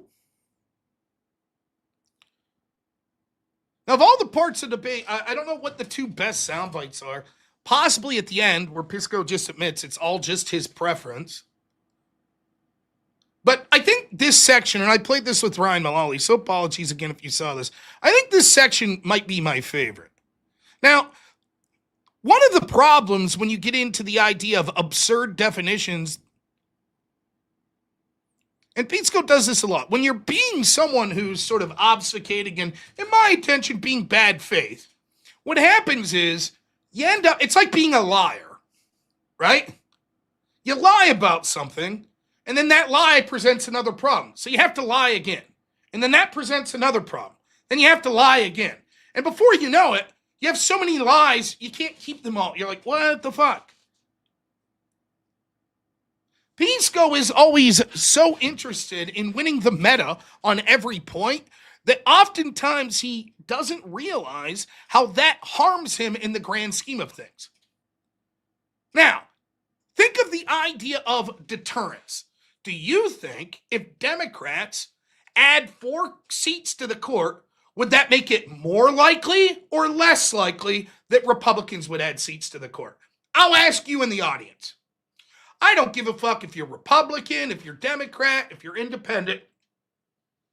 If Democrats in 2028 win and add 4 seats to the court, and then Republicans in 2032 win the presidency, the House and Senate, do you think Republicans will be more likely then to add seats to the court or less likely?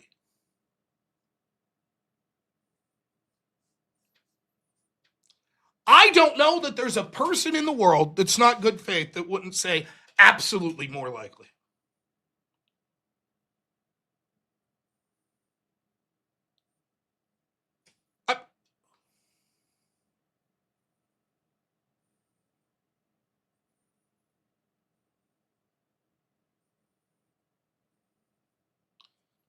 Okay, I understood that. And again, I asked Avi, he was like, do you think it'd make it more or less likely? He says more likely. That's terrible, because what that means is it does go beyond mild deterrence, but more importantly, and this was my mistake, I should have said, and by definition, seeing as how Pisco says court packing is bad, that is a severe consequence cascade.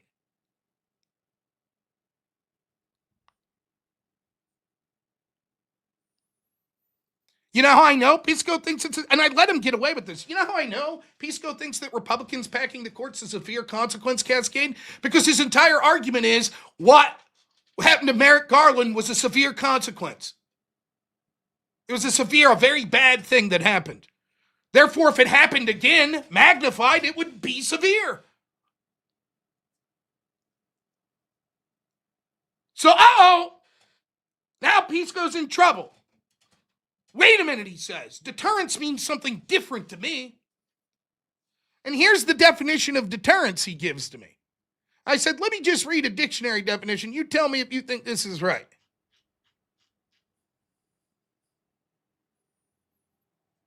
He says, nope, I have my own definition. So here's Pisco's definition of the word deterrence. And you tell me if you've ever heard a word defined like this. You ready? Here's Pisco. When Pisco says deterrence, when he says doesn't escalate beyond mild deterrence, here's how he's defining deterrence. You ready? Deterrence, definition, quote,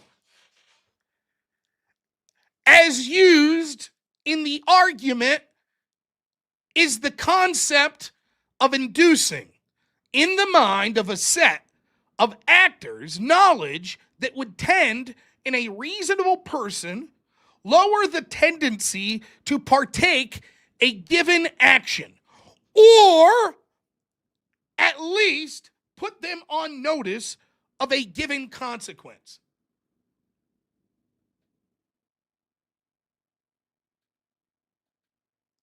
Now, the or part's especially funny here because with or, that means it would be valid to say, okay, deterrence could be A or B. And so you could read that as deterrence is putting someone on notice of a given consequence. Now, what do you think that means? Hey, we arrested a guy. That's deterrence. Well, did that arrest lower the chance that crimes would be committed? We don't know. It's irrelevant. It's deterrence. Just saying it. We just gave notice. That's it. That's deterrence. I gave notice. Anytime someone gives notice of a consequence, that's deterrence. I put my son in timeout today. Deterrence.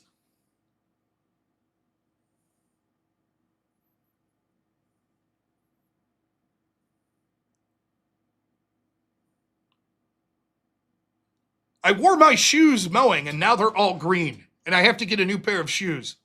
Deterrence.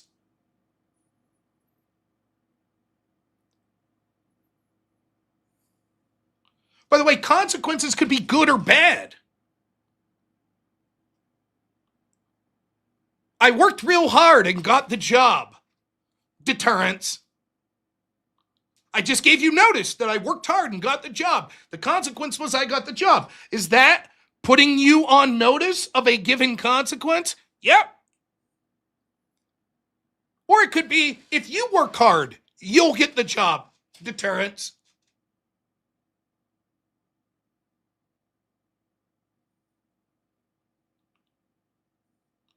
Now that's insane.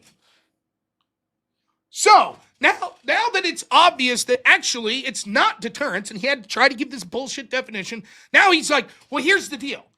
Okay, you're right. It will incentivize Republicans to pack the court. But here's the thing. Maybe in the future, this will lead to deterrence. In the future, it'll lead to it happening less.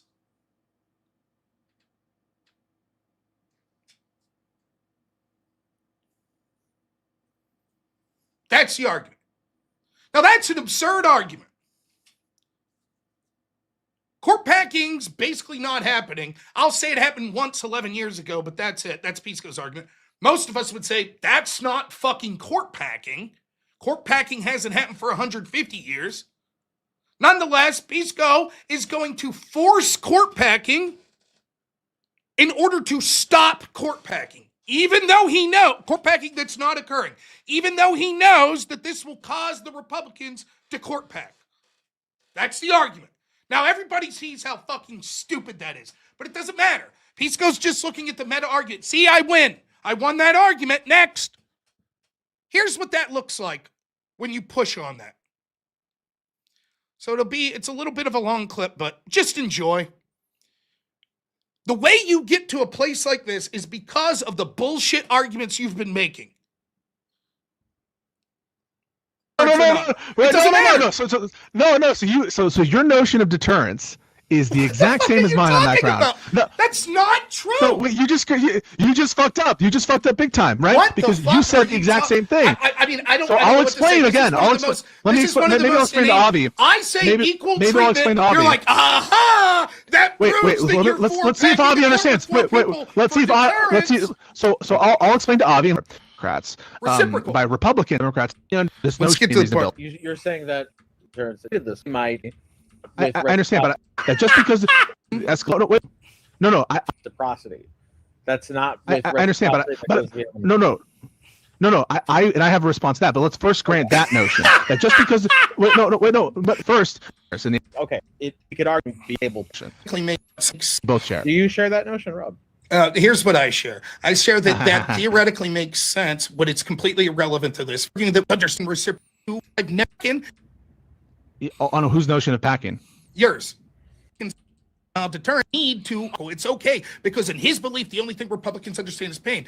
I don't need to, under premise 4, under my theory, have the idea of overshooting beyond mild deterrence because I've never suggested the overshoot. Therefore, the mild deterrence portion of it's irrelevant. Second, the reason that this doesn't make sense. Pisco, when's the last time the Republicans packed the Supreme Court? On whose notion of packing? Yours. With Merrick Garland. Okay, how about before that? With Ulysses S. Grant. When was in that roughly? 1869. Okay, so they've done it 1869. twice in like 150 years. And you're saying because of that, we need to add 4 seats to stop them doing it. It sounds like they're not doing it. It sounds like it's an aberration. They It did happened do it. twice in 150 years. So you have no evidence that this is something that's going to keep happening in perpetuity.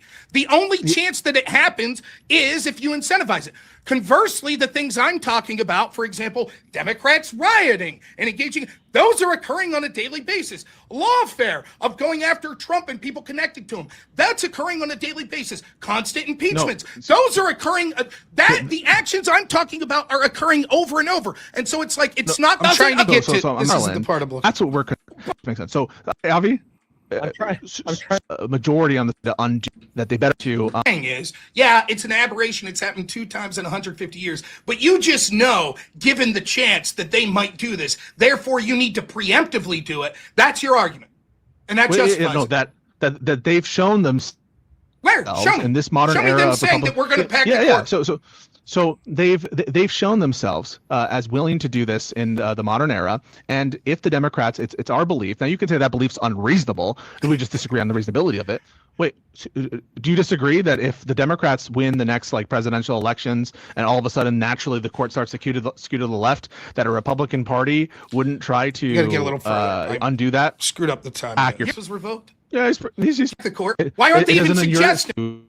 Democratic Party. Well, actually, the Trump Future, they obviously would be to pack the court is nonsensical. They did it in Republican. Doing it with Merrick Garland because Biden, who then became vice president, were finished. You have no proof that they wouldn't actually deter. Justification for it. One, I think that court packing. I know Republicans and Democrats because Democrats are actually announcing it. Like, all right, now listen. Here's where we're at. Pisco's saying packing the court is good because it prevents court packing. Court packing bad. Packing court now is good because it leads to deterrence to stop court packing. So I'm going to say, okay, given that,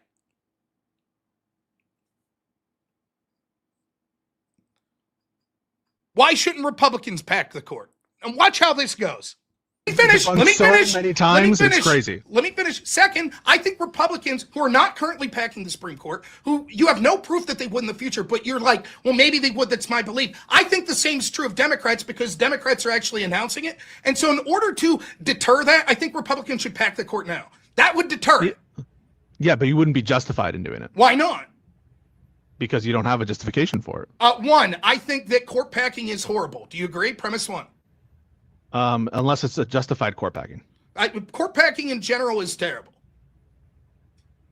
All else equal, I agree it's bad. Okay. Number two, it would be a huge positive thing that we should try to achieve to end all court packing.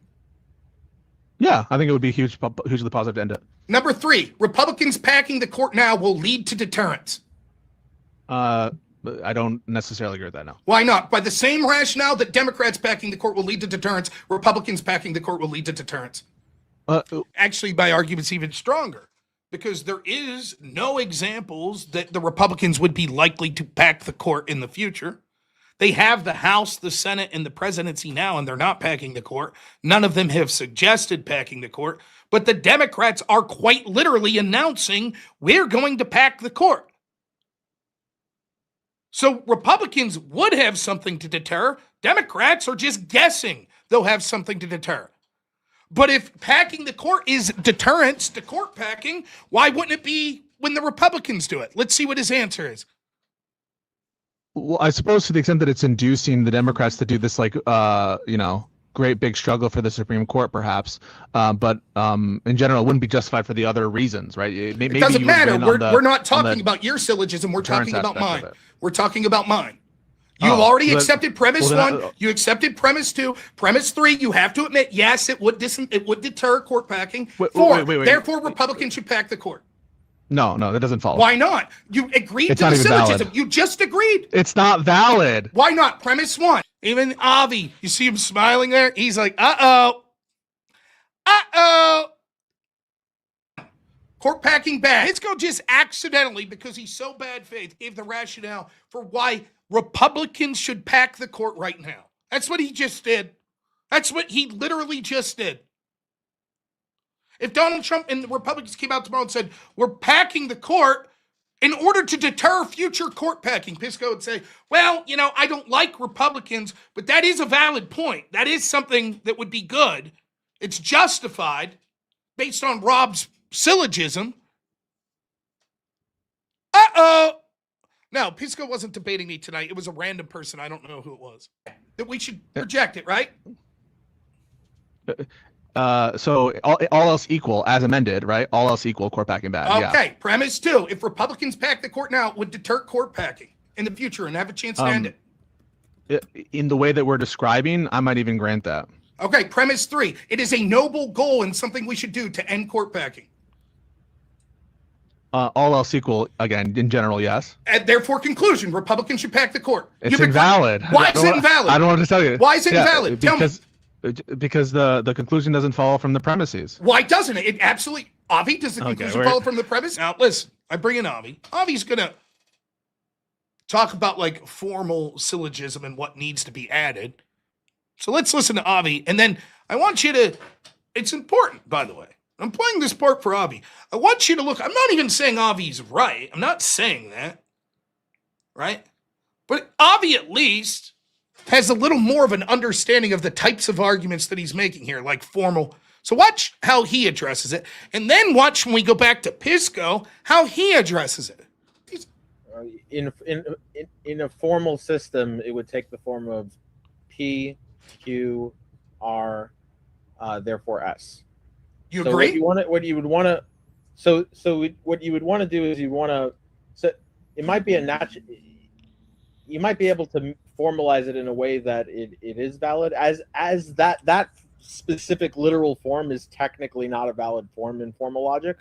What you would want to do is you would want to structure it such that if the premises are true, the conclusion needs to follow in a formal system. So you can use certain inference rules like modus ponens or modus tollens. You can say if dumb it down for us regnecks, sure, if you can. So you aren't you debate coach?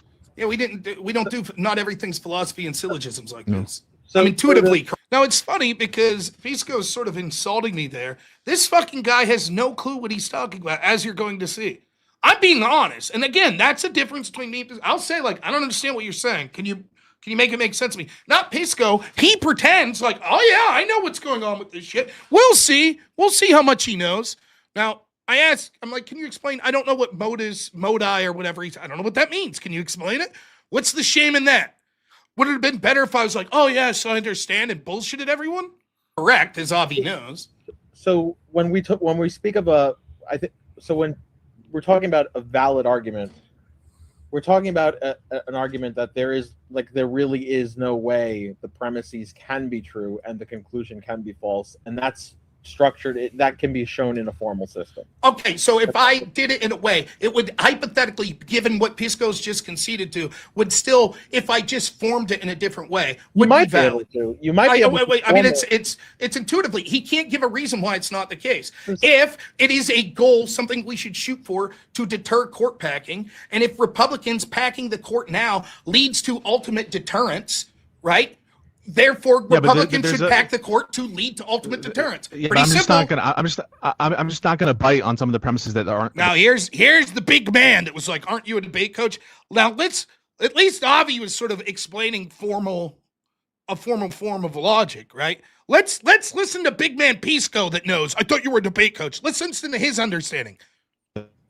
Are missing there, and like some what? of the Go ahead, that give me an example. Required. Give me an example. Yeah. So one is an effective remedy that it might be done in such a way, and Republicans being as they are, that Democrats won't get the opportunity to respond in kind. And I do think that Republicans are capable. His argument is the reason I would reject that is because maybe if Republicans pack the court, Democrats will never get power to be able to do it. But when I say if Democrats pack the court and end the filibuster and add 2 new states and give the legislative punishment controls over the court and embrace blue no matter who and try to keep their opponents off the ballot as is shown they want to do, that might mean Republicans never get power again. He goes, no, that's it. No, I don't think that's the case. So this exact same, magically, he's like, if Republicans do one little plank of what I'm suggesting Democrats do, that could mean Democrats never get power again. But if Democrats do what this is and a bunch more shit, don't worry about it. Republicans will get power again. of doing that. So same additionally, argument could be think- made about so- your syllogism. Yeah, So no, wait. that doesn't follow. I promise I'll shut up then. Every argument Pisco's about to make would be a defeater to his syllogism as well. Democrats could set it up in a way that Republicans would never get power. Why can Republicans do it but not Democrats? Go ahead, explain why. Well, wait, hang on a second.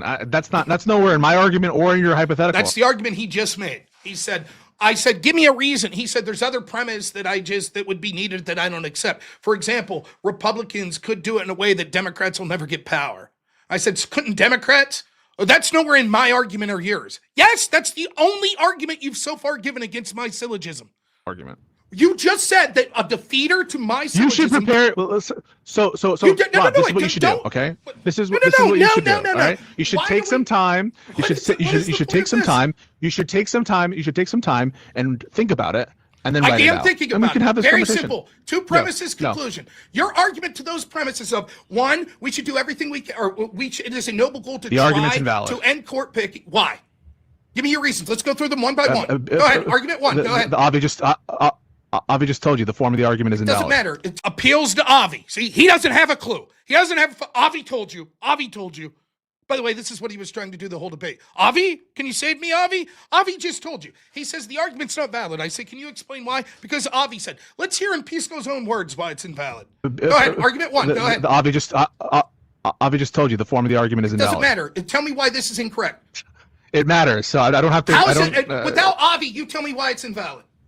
Because the conclusion doesn't necessarily follow from the Why premises. doesn't it? By definition. Okay, you're acknowledging that we should try to the truth table. There's at least one case where you could come up with a hypothetical case where all the premises are true and the conclusion doesn't follow. Give me an example if you can come up with one. It just does. It's invalid, Rob. I don't know what to tell you. Wait. You just because I could come up with an example. Okay, go ahead. Oh, it's invalid. That's the guy that was making. Oh, I thought you were a debate coach. Said you could come up with one example. Give it. No. If you were to construct a truth table, you could do so. Okay, so, give it to me. So, for example, the conclusion is something about they should do it, right? That's nowhere in one of the premises. That sure, term, we that they should try to deter and end court packing. Yes, that's one of the premises. Where? Premise one. Wait, no, we should deter, but it doesn't mean that Republicans should court pack. Do you understand that? We should That's deter. different. Do you accept the premise? We should deter court packing. In general, yes. Do you accept the premise? If Republicans pack the court, it will deter future court packing. Yeah, all else again, that is going to be context dependent. I mean, therefore, conclusion: Republicans should pack the court to deter court packing. Explain to me why that's not the case. Go ahead, explain it to me, Pisco. You don't like it when people play the syllogism game with you. No, it's invalid, Rob. Rob, it's invalid. Tell me why. Because the conclusion doesn't necessarily follow even if the premises are true. Give me an example. You said you'd give an example. Give one. Yes. So it could be the case that in general it's okay. It's important or they should deter court packing. It could be the truth that that maybe the case that you present it would deter court packing in the long run. And notwithstanding that that Republicans shouldn't court pack. Do you hear this fucking mealy mouth bullshit? Now, does anyone watching this think that Pisco's doing well here? It's invalid. Because it could be the case that it's good, and it could be the case that that Republicans do that, but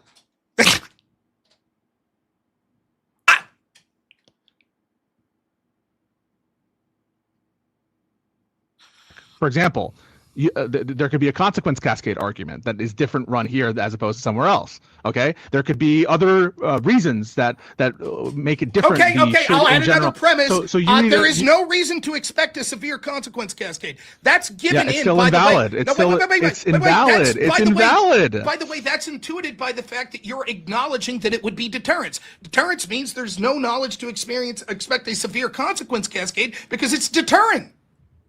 Yeah, so I don't know. So give me the reason it's invalid. I don't know what to, because the conclusion doesn't fall.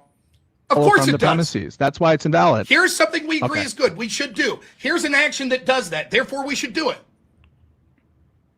Yeah, that's valid. I don't know what to tell you. The you form don't. Of the argument is invalid. Well, let's do another syllogism.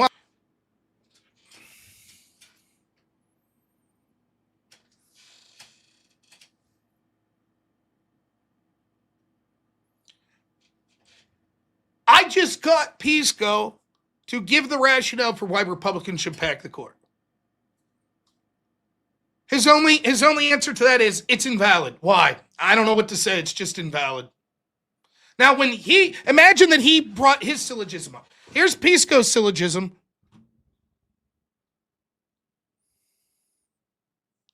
How about this? Premise 1, premise 2, premise 3, premise 4, premise 5, premise 6, conclusion. I say, I don't know what to say. It's just invalid. Why? It's just invalid. I don't know. It just is. The form's invalid. Can you explain why? It's invalid.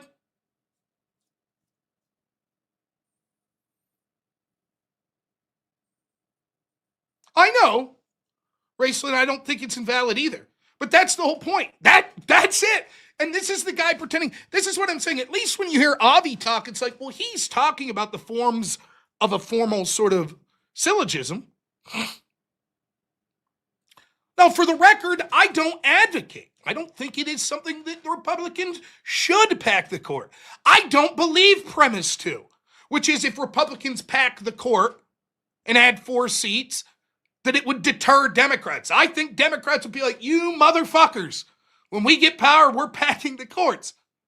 But Pisco has to bite the bullet. In order for his syllogism to work, he has to say, yeah, that means it would work for Republicans as well.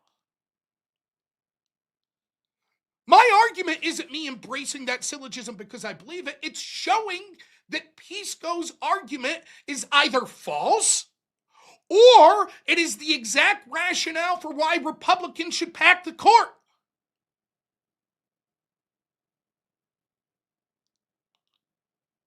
I can't think of a bigger loss.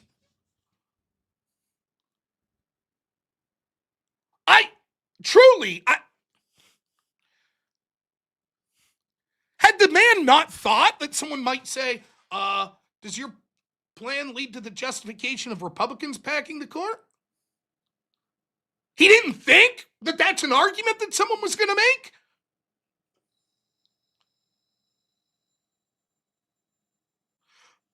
By the way, it doesn't get better from there. That's the last he says about that. Now listen, I'm like, let's do another syllogism while we're on it. Wow, this is great. I have a syllogism for you. You ready?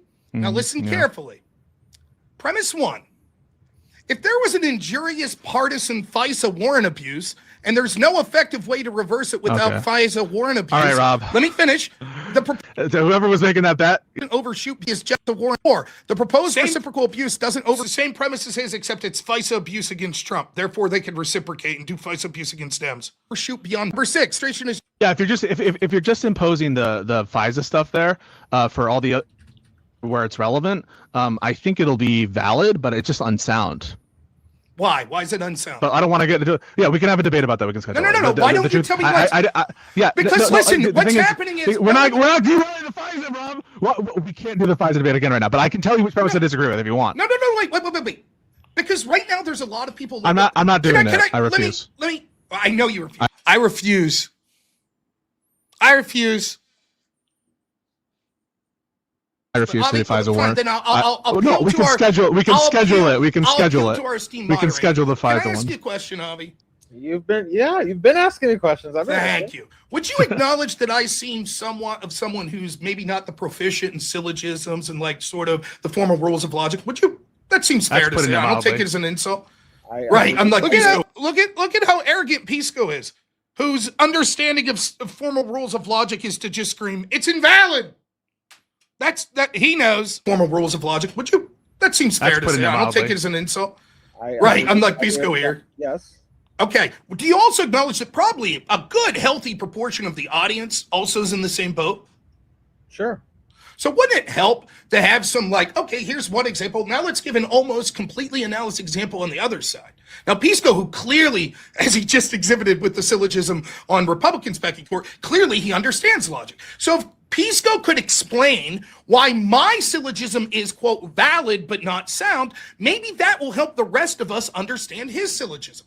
So, Pisco, can you tell me why it's not sound?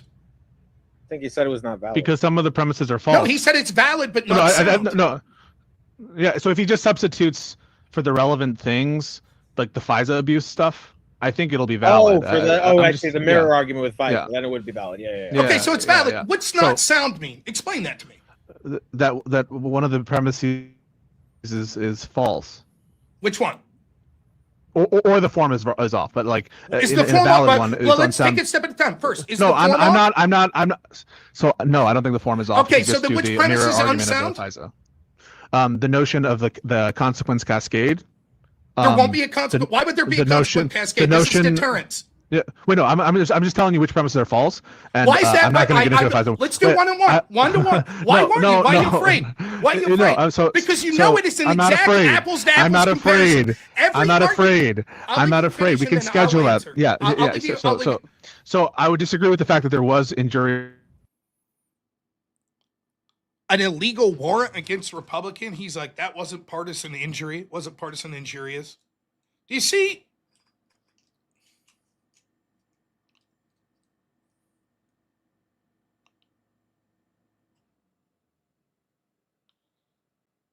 And then, I mean, that's and like the smugness of the arrogance.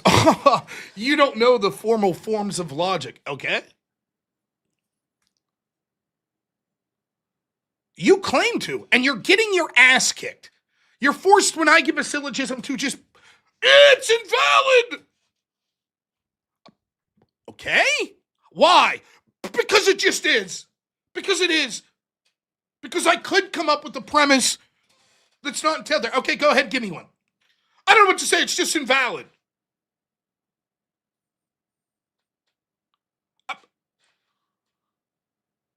Here's another example. Our friend Raceland. One of the things that occurred in this debate was Pisco, in addition to just having proprietary definition and everything being his preferences, and the definitions being his own definitions that other people don't necessarily accept, he also changes his arguments all the time.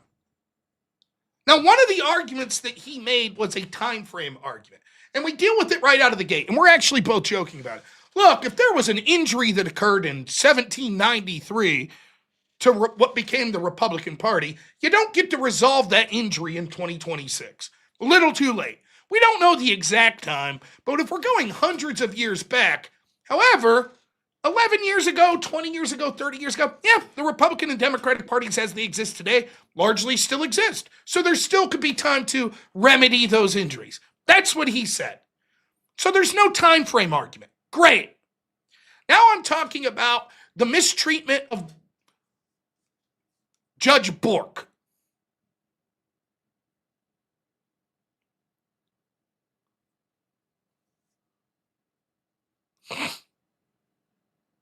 Right? I'm claiming if you're going to expand the concept of court packing to what happened to Merrick Garland, we could also say that that happened to Bork. Therefore, because he's argued that the original injured party is allowed to pack the court, the original injured party would be the Republicans. Okay? Fine. So we're talking about that. Now here, I think I'm following Raceland's timestamp, so I hope he's right here. Here, after we've already dealt with the time issue, here he brings it up again in this long string of, well, this is why what happened to Bork wasn't court packing.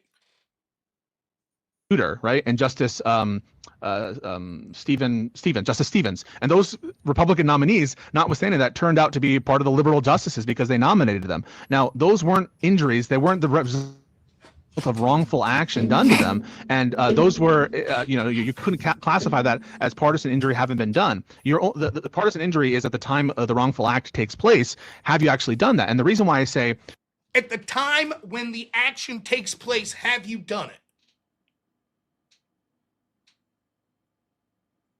So there's a time component. What I'm saying is part of what was bad was they did this to Bork, which led to Kennedy. Kennedy gave us gay marriage. We also, Pisco volunteers himself, it also led to appointing Justice Souter, who was sort of a liberal conservative judge later. I say that's further harm of the injury of violating norms of Bork. Because the Democrats exhibited, if you nominate an originalist, we will reject them. In a violation of norms. We used to not reject people based on judicial philosophy. Now we are. So the Republicans had no choice if they wanted to appoint someone to adopt more liberal justices. He says we shouldn't count Souter, at least this is my reading of this, because of a time argument. Because now, brand new is, no. The actions, if there was a norm violation of Bork, the injury had to occur at the time, not 6 years later. Those were, you couldn't classify that as partisan injury having been done. The partisan injury is at the time the wrongful act takes place. Have you actually done that? And the reason why I say no is because, number one, the Republicans still got a nominee through. So in terms of the overall composition of the court, they had a member on there. Composition. That's another argument that he conceded earlier. I didn't even get to getting around to that. So with Bork, we were like, let's go apples to apples. He said that there were certain things. Really changed. I'd just written down from last night. Where the hell did I put it? He said, here's what it needed to be. In order to be injurious, partisan injurious court packing. It needed to affect the composition. I said, define composition. He said, the makeup of the court. It needed to be irregular, as in not or violating the norms of standard constitutional duty. It needs to be actively driven, which means that it was done on purpose. And it has to be injurious and partisan, which is a harm or wrongful indexed to party. And I said, okay, let's go through each of these. Composition, irregular, actually driven, injurious, partisan. If what happened to Bork was those four things, then that's court packing. Or at least whatever Pisco's claiming is the harm that justifies court packing.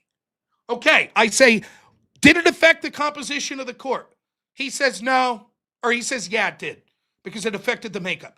Notice how right there he says, do you see? Now he goes back. After he conceded, it doesn't affect the composition. Now he slips that in because he knows he's losing. So he goes to this time argument, which he'd already dealt with.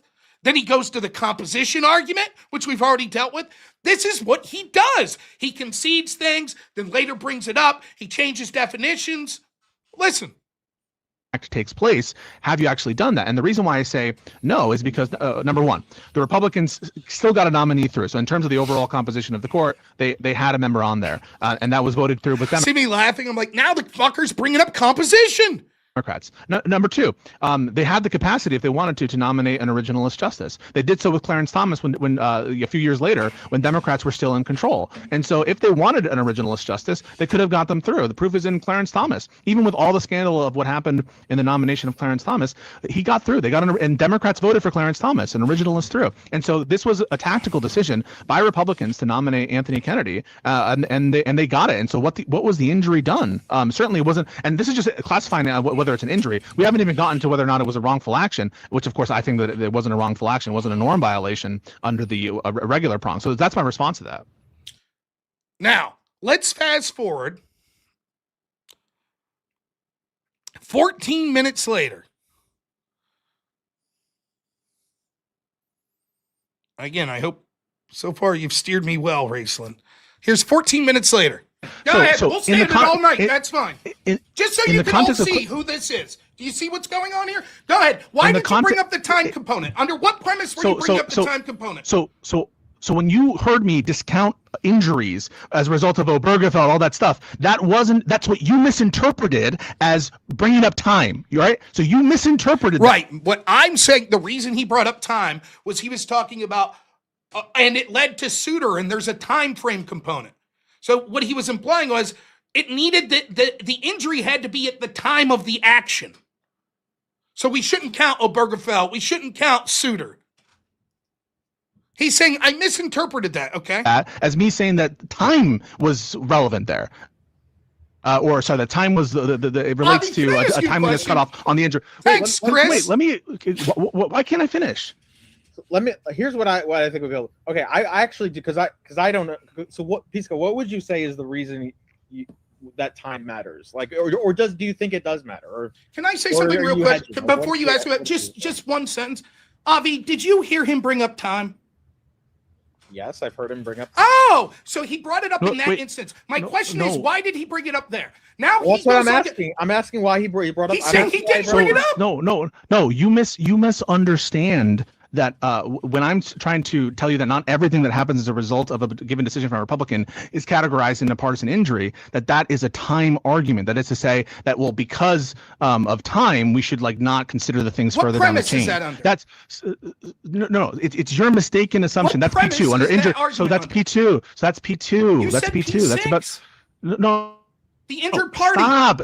So there's Avi. Let me explain. Okay. So there's one area where Now, we've spent 14 minutes thus far arguing about he re-brings up this time argument. We could be just like, was it a norm? Was it an injury? But no, he brings up other components. Then you're like, you brought that up. No, I didn't bring that up. Yes, you did. Under what component did you bring it up? P6. He brought it up under P6. No, that's a misunderstanding. I didn't bring it up under P6. So listen to him.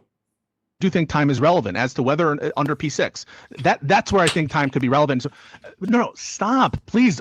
So you're trying to claim you're okay. Do you want to get clarity on the view or not? I know exactly what I mean. Go ahead. Then I'm going to go right Okay. back to it. Go ahead. Okay.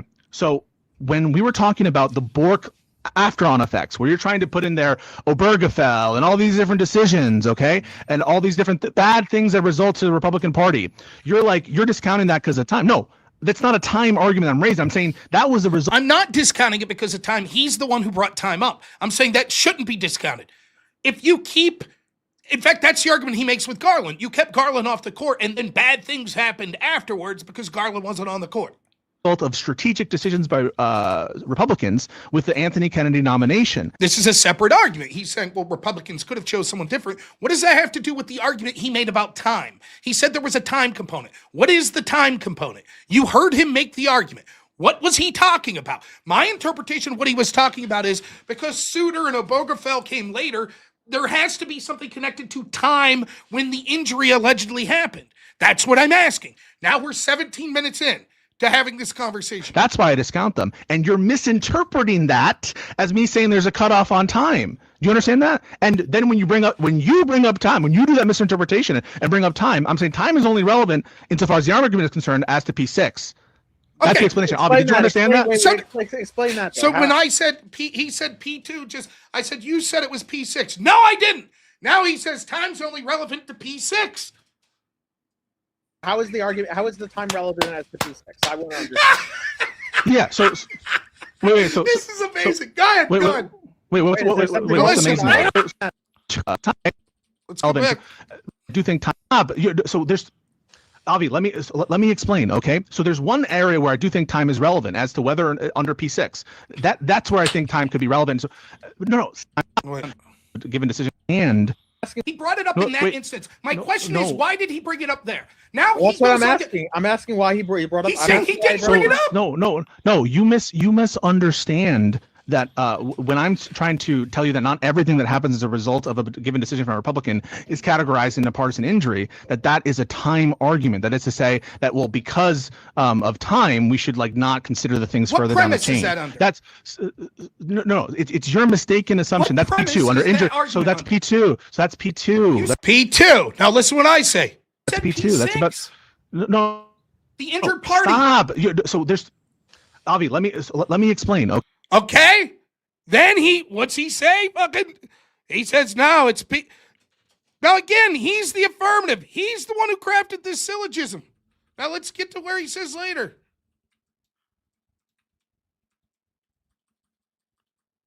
This is Explain that though. How is the argument? How is the time relevant? We're to cut off on time. Do you understand that? And then when you bring up time, when you do that misinterpretation and bring up time, I'm saying time is only relevant insofar as the argument is concerned as to P6. That's Okay. the explanation. Avi, did you understand that?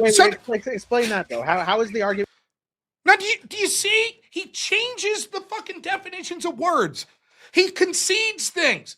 Oh yeah, time's not the compositions. Yeah, that's good. Yeah, we're not worried about that. It affected the composition. Yeah, the time frame. That's good. Then he brings them back up. You're like, you brought him back up. No, I didn't. And to the extent I did, it's on P6. Okay, you said P6. No, it's P2. I thought you said P6. No, you don't understand. It's P6. We've been 18 minutes on this time argument, which means nothing. Why did he bring it up? Now listen to why he eventually explains why he brought it up in the context of Bork. Wait until you hear what he says. Now keep in mind, we've spent 18 fucking minutes on this right now. 18 minutes. How is the time relevant as to P6? I won't understand. Yeah. So wait. So this is amazing. Go ahead. Go ahead.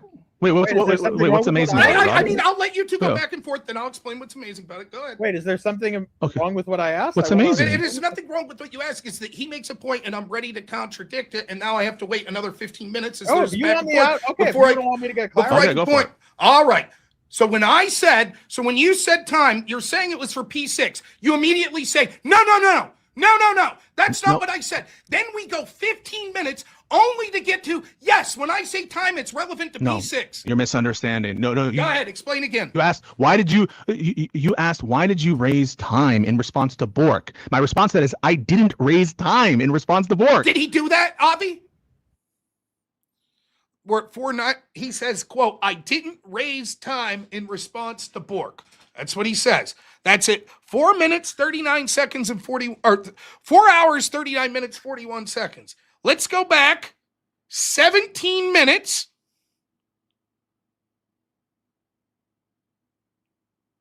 We're talking about Bork. Right, and Justice Justice Stevens, and those Republican nominees, notwithstanding that, turned out to be part of the liberal justices because they nominated them. Now, those weren't injuries; they weren't the result of wrongful action done to them, and those were, you couldn't classify that as partisan injury having been done. The partisan injury is at the time the wrongful act takes place. Have you actually done that? And the reason why referencing Bork, it's the time of when the wrongful action take place. That's what he said.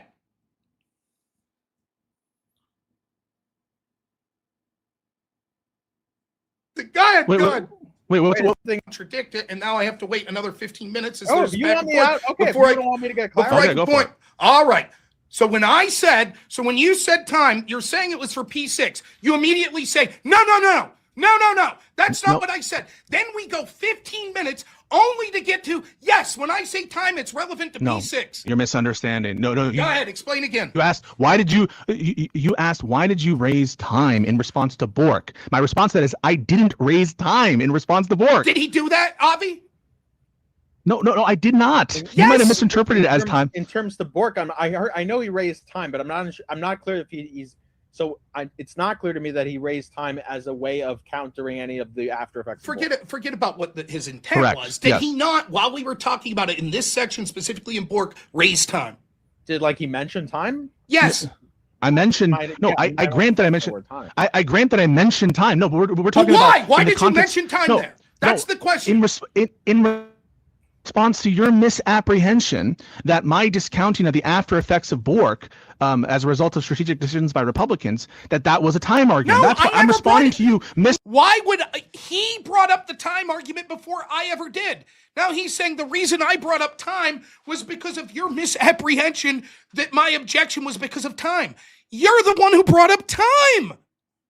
Understanding. That's exactly opposite. I didn't bring up time until you did. Then I said, "Oh, he's making this time argument that's new." No. Yes, that's exactly what happened. That's not what happened. But I'm happy. Why don't we just clarify the view? Let's clarify the view and move on.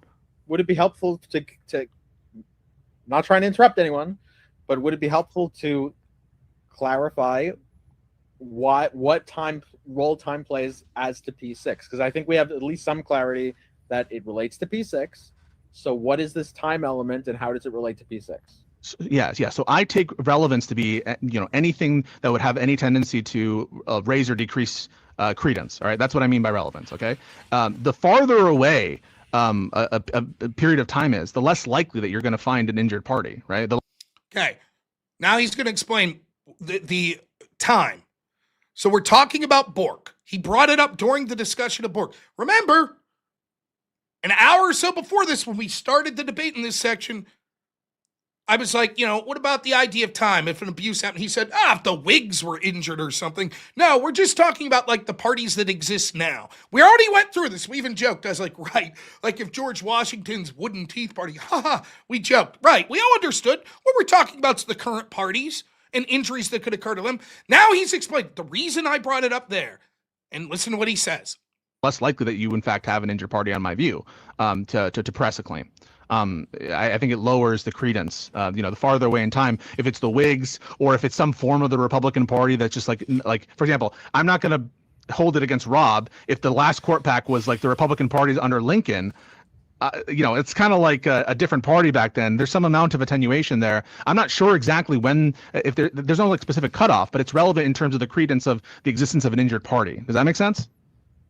If I will sum this up and I'll move on. The reason that it's important to do this is because what Pisco wants to do is get lost in minutia and make you forget the extreme position that he actually has. And so what he does is he throws all this shit at the wall and hopes that you miss it so they could later exploit it. He brought up time then, and that is what happened. He brought it up unique there because he sought to make a different argument. And when I called it out, his explanation was this originally. He was like, no, I'm saying it's relevant to P6 and because there are time frame issues. All of that was discussed previously. Then he literally says in his explanation of this, he says, but yeah, I ultimately agree because the Republicans exist, the Democrats exist now, so the time wouldn't matter. So he brought it all up out of nowhere. Now he does this constantly. No. It's important to point out the meta of how he debates because he says now he brought it up for a point that he's actually, anyways, I agree anyways.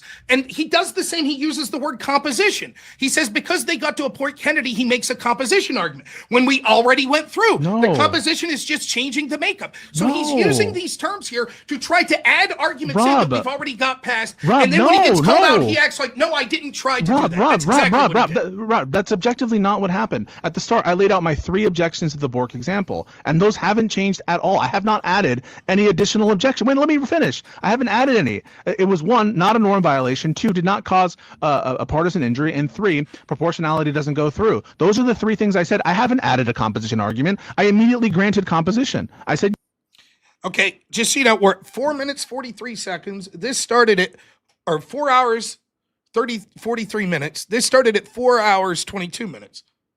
So we're literally 21 minutes. 21 minutes. We've been fighting about something he said and him saying, I didn't say it, for 21 fucking minutes. Now he says, listen what he says here. The question I asked originally, did this change the composition of the court? What happened with Bork, the makeup? He said yes. Now listen what he says here. I said, then you remade a composition argument. Not what happened. At the start, I laid out my 3 objections to the Bork example, and those haven't changed at all. I have not added any additional objection. Wait, let me finish. I haven't added any. It was 1, not a norm violation. 2, did not cause a partisan injury. And 3, proportionality doesn't go through. Those are the 3 things I said. I haven't added a composition argument. I immediately granted composition. He immediately granted composition. So let's go back in time. 20 minutes. He says, I never made composition argument again. Here we go. No. What I said, I don't know. Clarify. If there were injuries as a result, because they not done to them, and those were, you couldn't classify that as partisan injury having been done. The partisan injury is at the time the wrongful act takes place. Have you actually done that? And the reason why I say no is because number 1, the Republicans still got a nominee through. So in terms of the overall composition of the court, they had a member on there.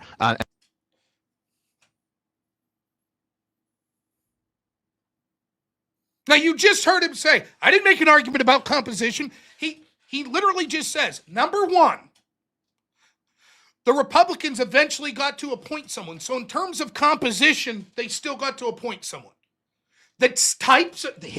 Remember, all of his words are just utterances that he has to explain to you what they mean. So when I said, can you define composition? He said, the makeup of the court.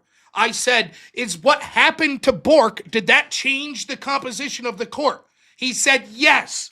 Now he says, number 1, The Republicans got to appoint someone. So in terms of composition, takes place, have you actually done that? And the reason why I say no is because number one, the Republicans still got a nominee through. So in terms of the overall composition, and those were, you couldn't classify that as partisan injury having been done. The partisan injury is at the time the wrongful act takes place. Have you actually done that? Now we're trying to decide, is it partisan injury?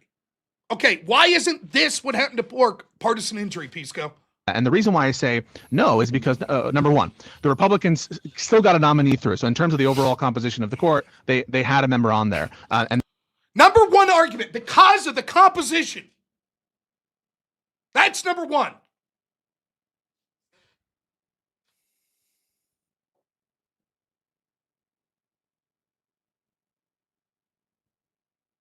An injury with respect to the concern. No, stop. It's not a lie. No. The answer is I'm not sure.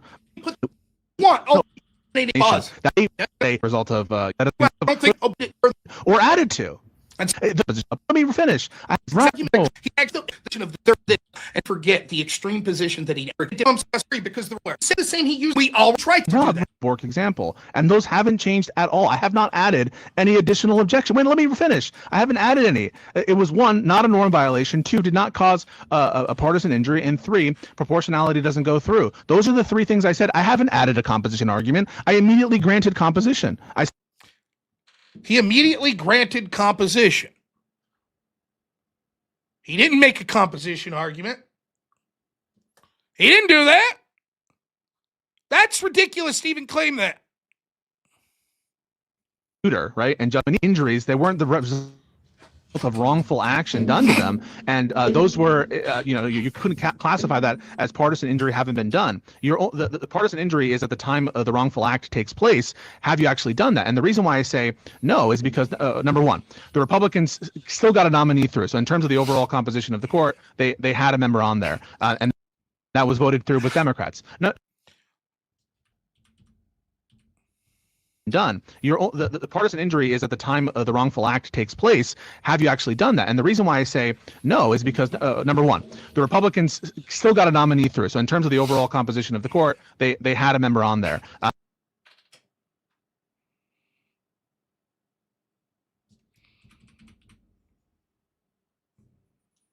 Haven't added any. It was one, not a norm violation. Two, did not cause a partisan injury, and three, proportionality doesn't go through. Those are the three things I said. I haven't added a composition argument. I immediately granted composition. I said yes, and so you're just wrong. I'm not. Now, I know this is sort of boring. Do you see why this was an 11-hour debate?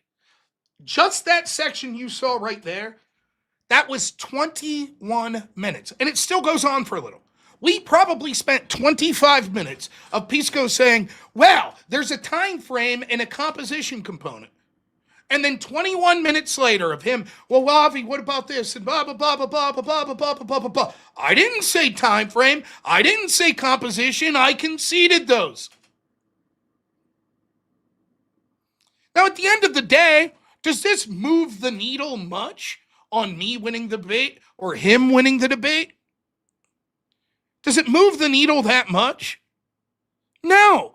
What it does is show, I'm not reviewing all 11 hours. What it does is show just how disingenuous he is and how frustrating it is to debate him.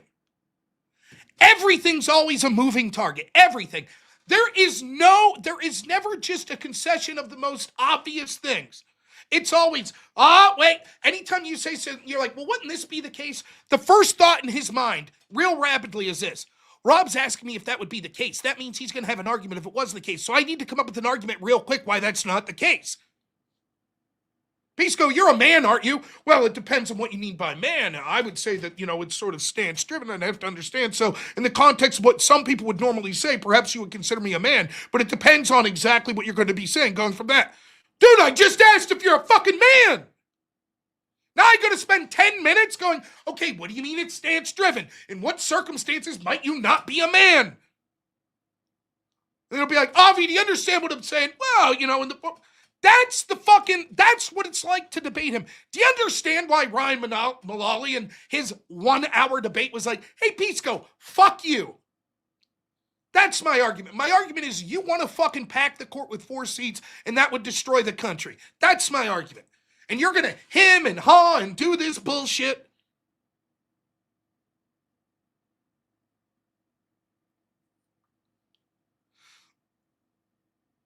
So when Pisco makes this argument, when he brings up the time frame component, he brings up the composition, I know damn well that if we just focus on norms or we focus on a jury's partisan, he's going to, if I don't readdress those, bring that back up. There's no composition art part of the argument. Well, my first argument wasn't partisan injury, was Republicans still got to a point, so as far as the composition, it wasn't affected. 21 minutes. And that's what I said. That's always what it's like with Pisco. Just run out the clock. Baffle them with bullshit. I hope no one remembers that I brought up composition. And you know what's funny? I'm one of the few people that catch that shit.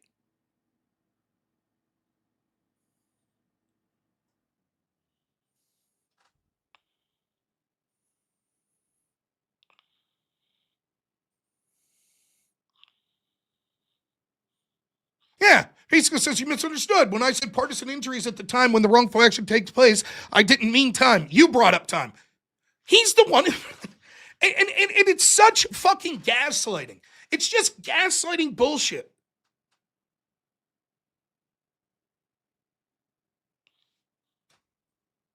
Yeah. And it frustrates the shit out of me. It really does. I'm like, what the? Now, everybody makes mistakes. There's been times where I'll say something and I'm like, I didn't say that, did I? Yeah, you did. I'm like, oh, fuck. Okay, my bad. It's every single fucking debate with Pisco. Every single one. Every portion of the debate. No, the words, my definition's the definition. I come up with my own definition. It's just every step. It's just equivocate on everything. Constantly. And it actually is an effective tactic for, it's so difficult for people to deal with if you're not used to dealing with it. How many people are going to go through this bullshit? I think I embarrassed him damn near the whole debate. 11 fucking hours of that. 11 hours.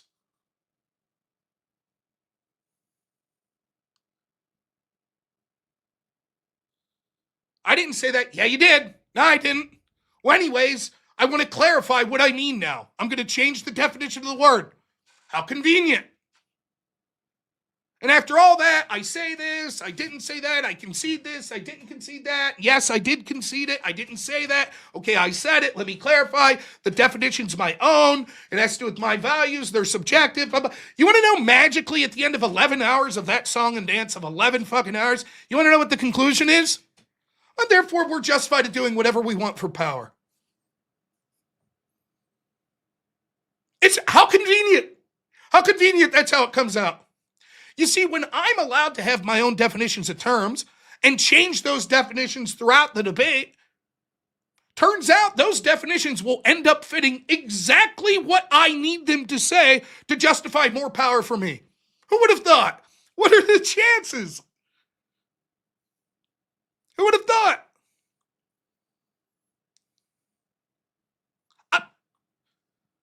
That's it. All right, here's another. Then we'll take it to the, we'll make analogies to the absurdum. Okay, Rob, you're saying you could do good in a debate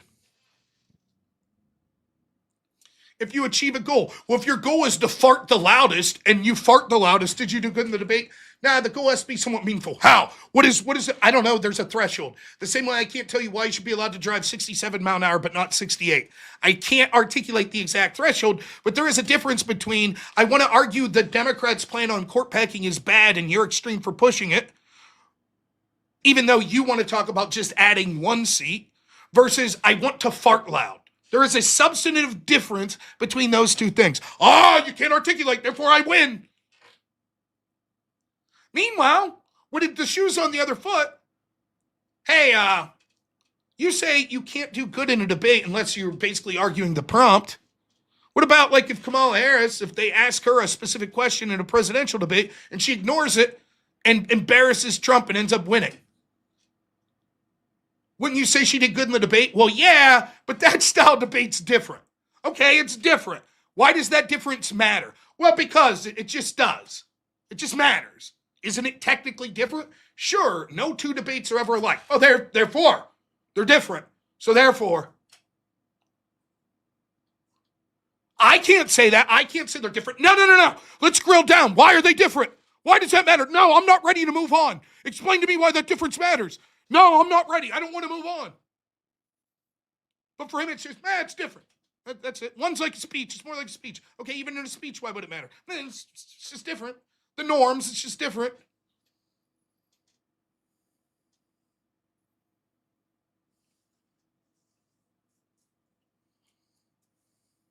And the best part is, this is unbelievable, but you know there are people watching him like, this is fucking epic.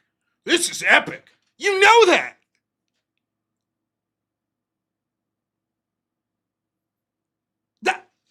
It's unfucking believable.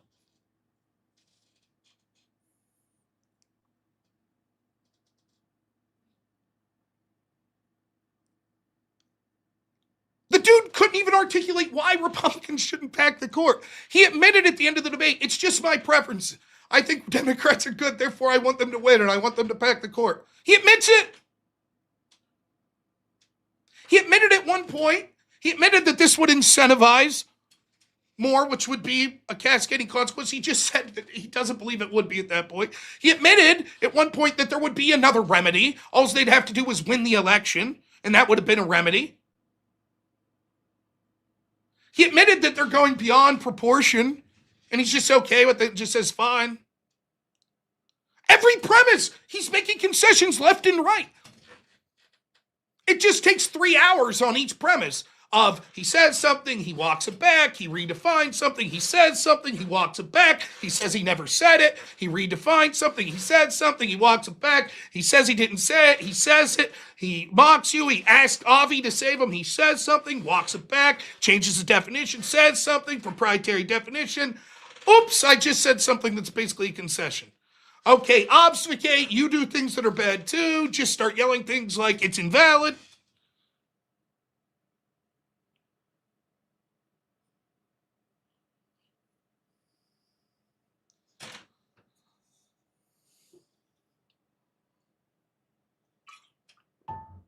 Most people don't have 3 hours on each of those premises.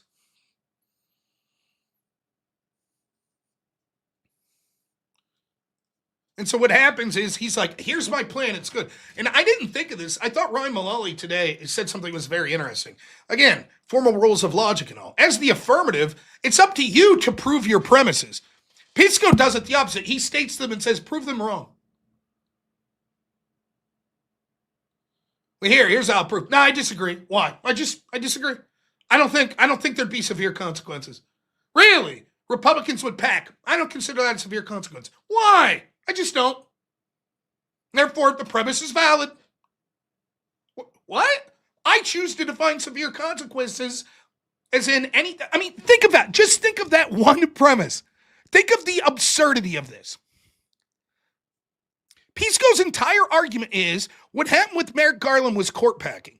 He concedes that if the Democrats do this plan, it will lead to Republican court packing. The whole justification of this is what happened with Merrick Garland, i.e. court packing, was so bad, so injurious, that it justifies adding as many as 4 seats. In other words, it was a serious consequence. So P5, there's no reason to expect a severe consequence cascade. If he loses that premise, he loses the debate. We reject the conclusion. So you're like, Pisco, you said that it'll lead to Republicans packing. Yeah, probably. Okay, well, that's a severe consequence. No. Why not? I don't consider it one. Okay, how do you define severe consequence? And you want to know how Pisco's going to define severe consequence? I define it as all of the actions that will happen as a result of this plan will not be severe consequences.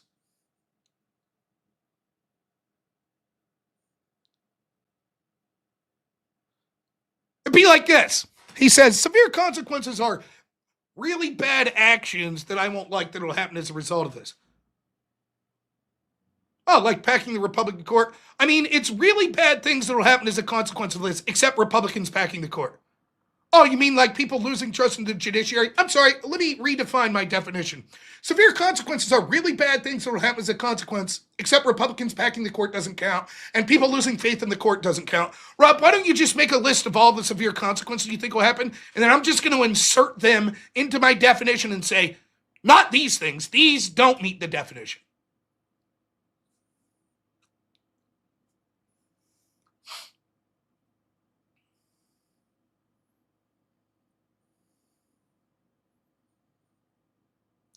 It'd be like if he said, I never curse. And it's like, I just heard you say asshole. I never curse except that one time I said asshole. That doesn't count. I heard you say fuck earlier. I never curse except when I said asshole that one time doesn't count, and when I said fuck that time doesn't count. Okay, but you said shithead the other day. I never curse, and it doesn't count when I said shithead the other day, and it doesn't count when I said fuck, and it doesn't count when I said asshole. Aren't I a good person? I don't curse.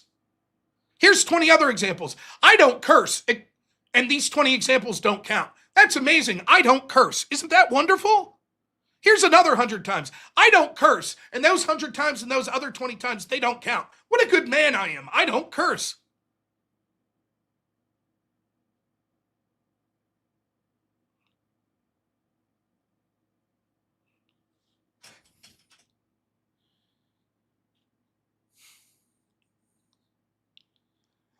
How do you debate that?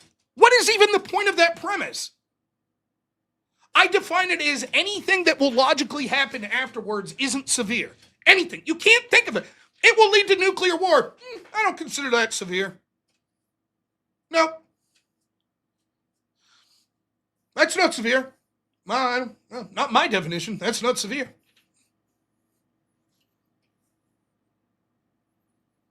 Oh, but it's court packing. They put a new step in and Ketanji Brown Jackson stubbed her toe. I call that court packing.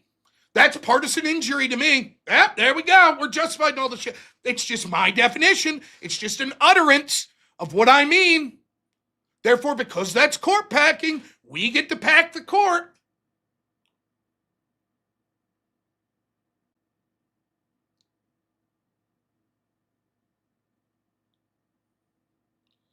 Sorry, original hood. So I know I'm not going to fucking spend time the next day. The only reason I'm bringing this up today, I didn't plan on it.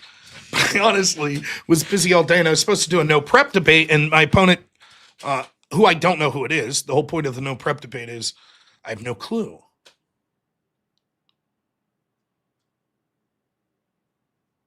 I don't know who it is. Now, Prison Art, I see you say, Biscoes, don't get pissed. I'm not pissed.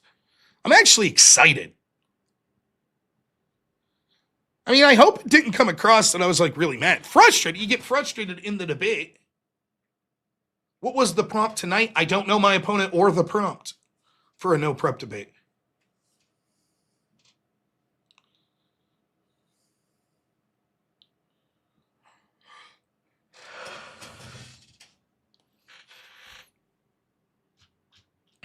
But I was having fun with it. So I want to take a little minute here and then I'll read super chats. And I got to play a fucking 4 whip songs from last night, which I apologize in retrospect. We're not there yet, though.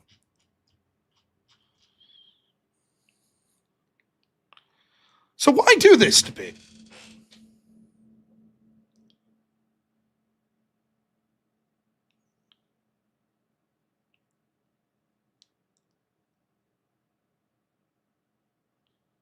That's right, Exobic. $100 an hour is probably worth it. Why do the debate? This is the mainstream Democratic position. And believe it or not, Pisco is one of the best they have at trying to, as Ryan put it, put a smiling face and banality on the extreme tyrannical position. That's what Pisco's job is. Oh, it's intelligent sounding. It's a syllogism. Premise 1, conclusion, intrasubjectivity, No, it's reciprocal. That's it.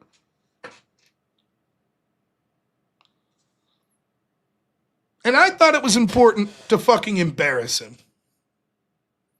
And to expose just how pathetic it is. How flimsy the excuses for this is. How it's a joke. It's all smoke and mirrors. Hey, look over here. We should be tyrants and have total control over you. Hey, look over here. Tyrants. That's it. And I'll tell you right now, he left after Avi left. I'd have stayed another fucking 7 hours. I would have. I was going to dog walk that motherfucker all day.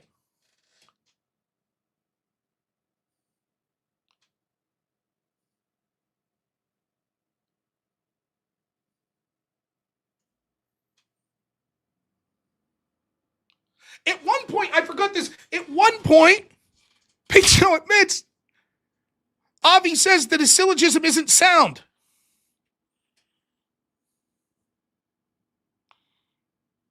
I forgot about that.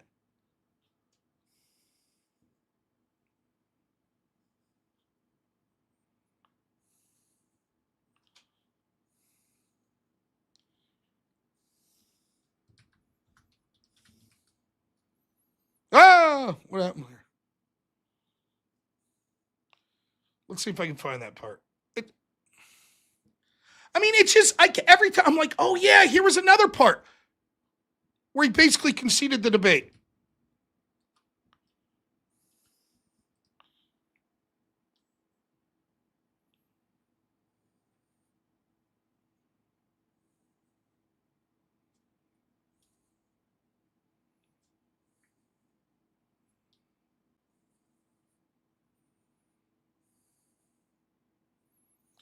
Let's see if I can find this.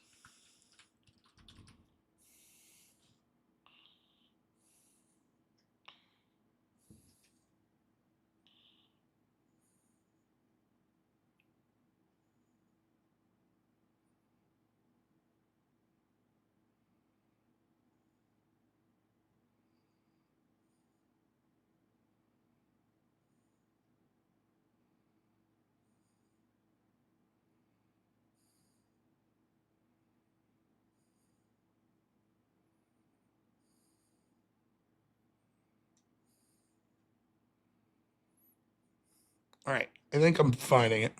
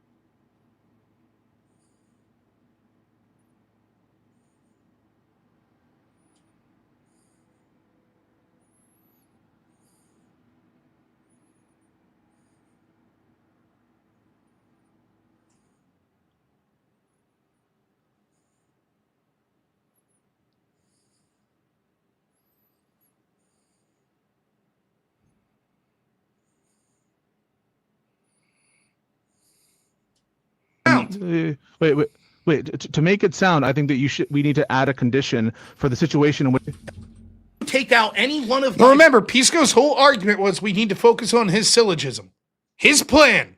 Listen, premises. That means I lose the argument. That's what you conceded in the debate at the beginning. Let me finish. You conceded in the debate in the framework. Yes, Rob. If you take out any one of my premises, that means I lose the argument. That's what you acknowledge. Now, what Avi has shown you and you've agreed to was that you need to add to this syllogism to make it true. In other words, what you have presented has failed.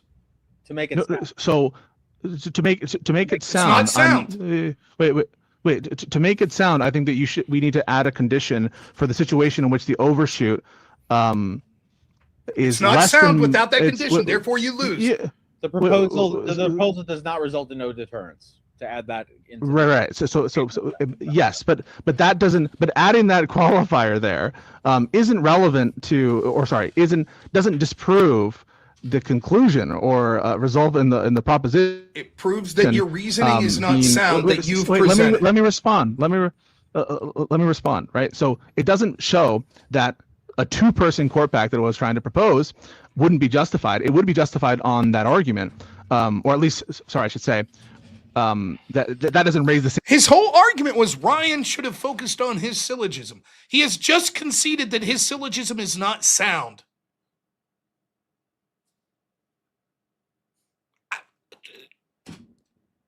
Same issue of proportionality as a four-person court pack and adjusting it for that situation, which I did not consider. I didn't consider the situation, which the crystal ball situation. I think it's a good hypothetical, but I don't think it says that Ryan did a good job in the debate or didn't do a bad job in the debate. And certainly, adjusting it is not an issue. It's not an issue for the person court pack, and we don't actually have a crystal ball. But I'm happy to adjust it to. I'm not interested in whether or not Ryan did good or bad for the sake of this argument. I'm really illustrating that the arguments that you made there showed that the focus should be put on your syllogism. You've acknowledged throughout this debate at the beginning. You're right, Rob. That's what I wanted. If you take out any of these premises, that proves that I sort of lose this debate because the syllogism should be the focus of the debate. That's what you've now acknowledged that the argument you've presented is not sound.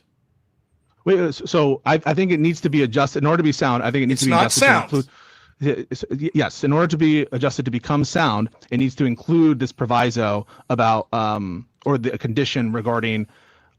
Repeat it again, Avi. The plan does not result in no deterrence. Correct. Okay, if I present a plan, but if I say here, if I say now, think of the unbelievable condition that Pisco is saying that we should have to debate in. The focus of the debate, if the topic is, should the Democrats pack the court, or the Democrats be justified in packing the court or adding seats? And it's the negative. You say, yeah, I'm looking at what the Democrats are suggesting, adding 4 seats. They're not justified. That's bad. And Pisco goes, no, you're not allowed to look at that. And you're like, okay, well, I'm looking at Pisco said, and he said to add 4 seats. No, you're not allowed to look at that. No, Ryan, you can only discuss my plan. And my plan is this syllogism. This syllogism is my explanation for why we should pack the court. The focus should be on my syllogism. Okay, I just proved that your syllogism's not sound, that it needs to add things or it needs to subtract things. He says, okay, then we'll just add it. Good enough. So I have to focus on the plan you've presented, but if I prove the plan you presented isn't good or isn't sound in the form of a syllogism, you get to make adjustments and still say, I win the debate.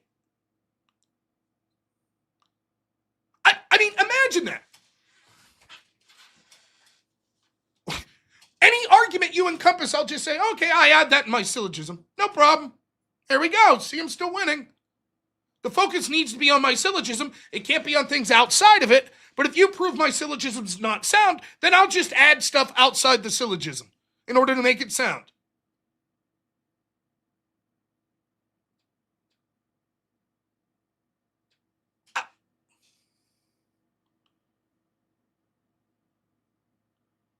That's right. Pisco argued a win condition earlier as if I took out one of his premises or proved that the syllogism was invalid or not sound. I proved that.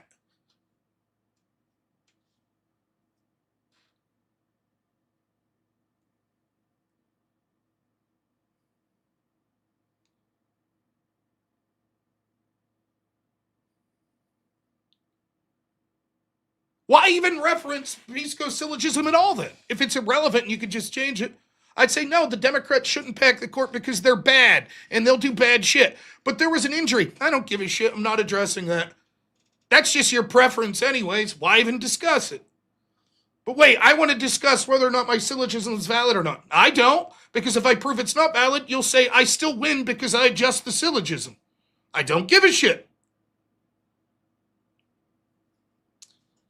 Again, it's not that I'm worried. It's that I'm pointing out the absurdity of it. The absurdity of it all.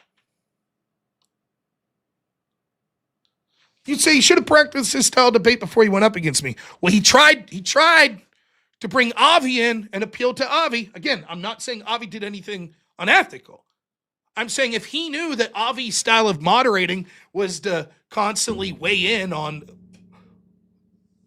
formal like syllogism structure and logic structure, he's like, oh, he could have my back on this.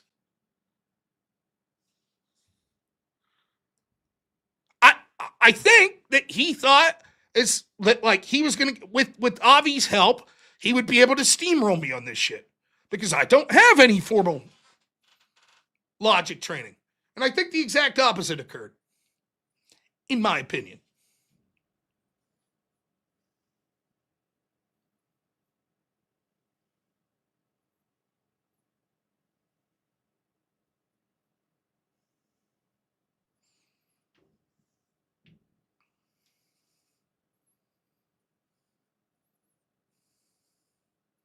Yeah, he admitted he didn't have an argument why it wasn't valid that Republicans shouldn't pack the court.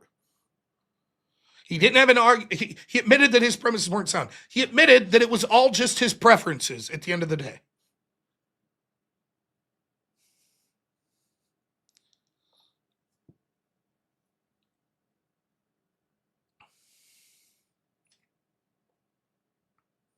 He admitted that it was disproportional. He admitted that it would incentivize Republicans to pack the court.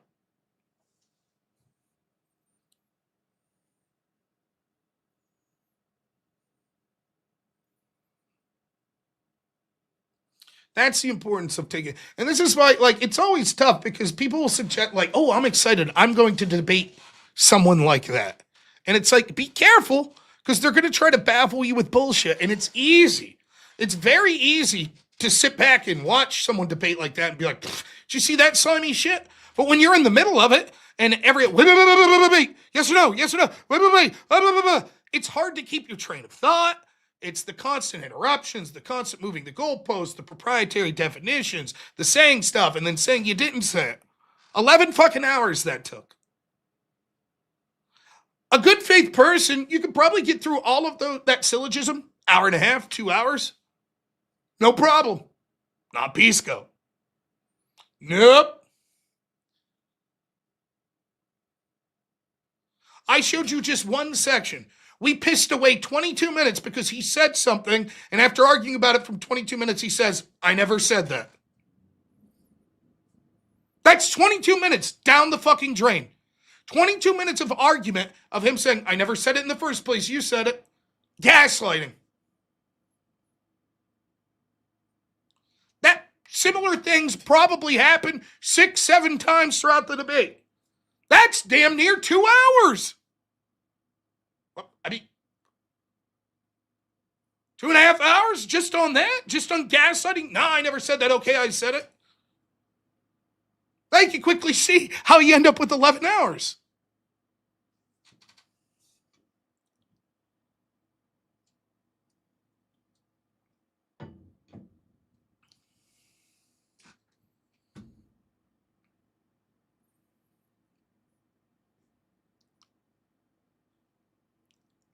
It is extreme. It's an extreme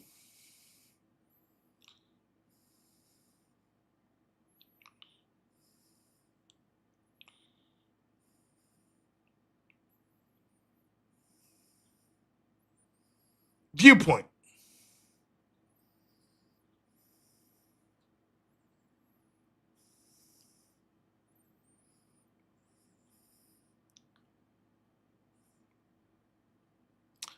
It is. It's an extreme viewpoint.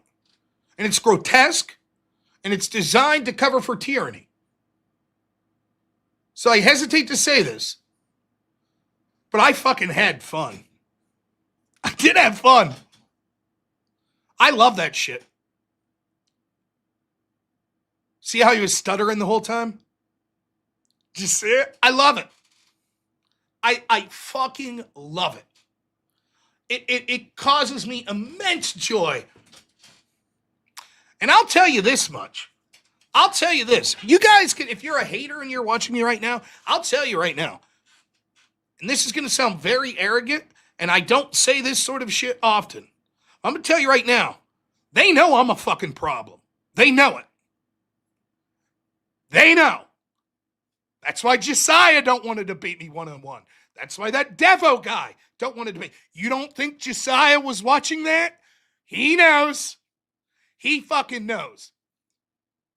They're talking behind the scenes about what to say to me if they have to debate me. They're nervous. They know.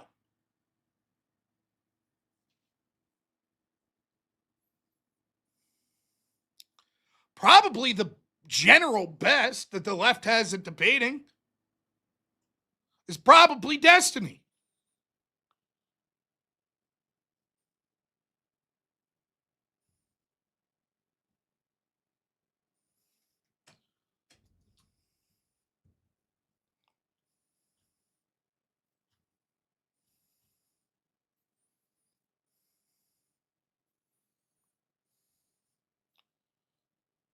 My little intro video.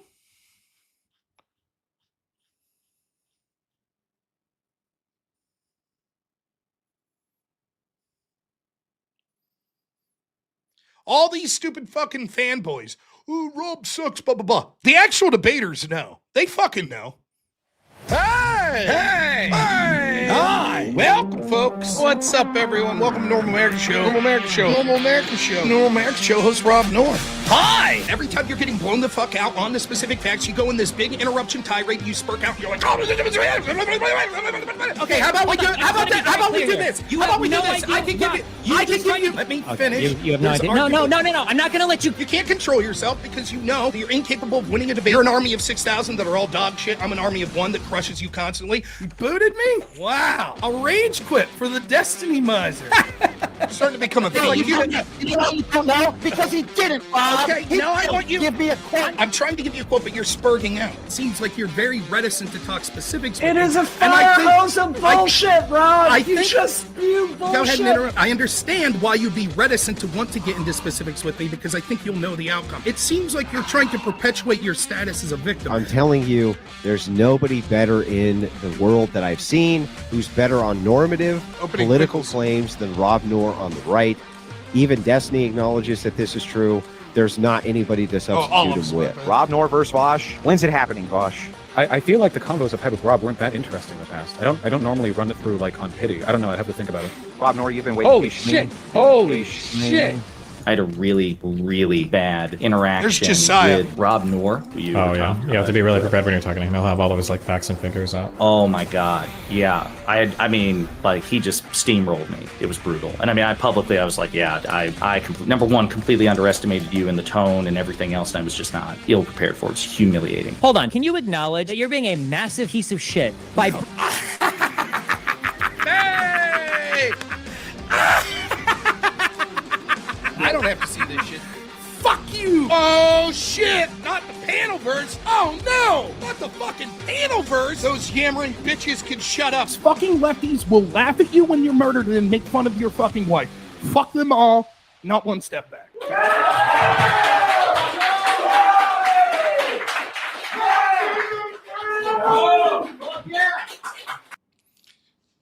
They fucking know. They know it. They all know.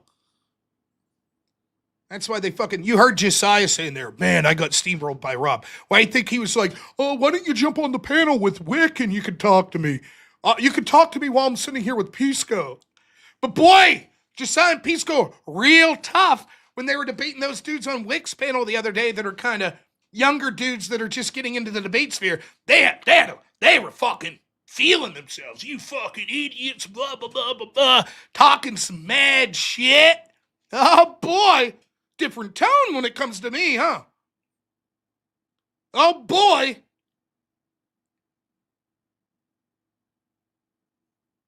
Oh, boy. Different then, huh? But hey, that's okay. You go to X and all here's their fans. robnoerr sucks. He's the worst. He just uses AI. They fucking know. They know. The debaters know. You don't think Pisco knew? He has a different challenge with Ryan. I know that. And Ryan's a good debater. And when it comes to legal shit, mostly, I think Ryan would probably crush me in most debates. But when it comes to debate in general, Pisco knew. He knew with those 3 debates, Ryan versus these 2 guys versus me, he knew. He knew where the heat was coming. He knew. And I'll at least give Pisco this. He enters, unlike fucking Josiah and the other people. But his strategy is to obfuscate bullshit, define words, blah, blah, blah. So I don't brag about myself a lot. But I just wanted to be clear. I told you, my plan from now until Election Day is to articulate how fucking damaging these Democrats are, how authoritarian they are, and how they're going to try to make every excuse in the book to say that we need to vote to them and that they should be allowed to have total power. New to my show, the debate was about court packing. The debate canceled tonight. The debate that was supposed to happen tonight, I do what's called no prep debates. In that debate, there's this moderator speakeasy. He finds an opponent who I don't know, and that opponent picks a topic which I also don't know. Then that opponent prepares for me for a month. They come on, I don't know who it is. They show who they are. They read their opening statement. I debate them. That debate canceled tonight. I don't know who it was, and I don't know what the topic was. I'm not accusing them of running, by the way. It sounded like a conflict schedule, but most of those debates are actually laid back.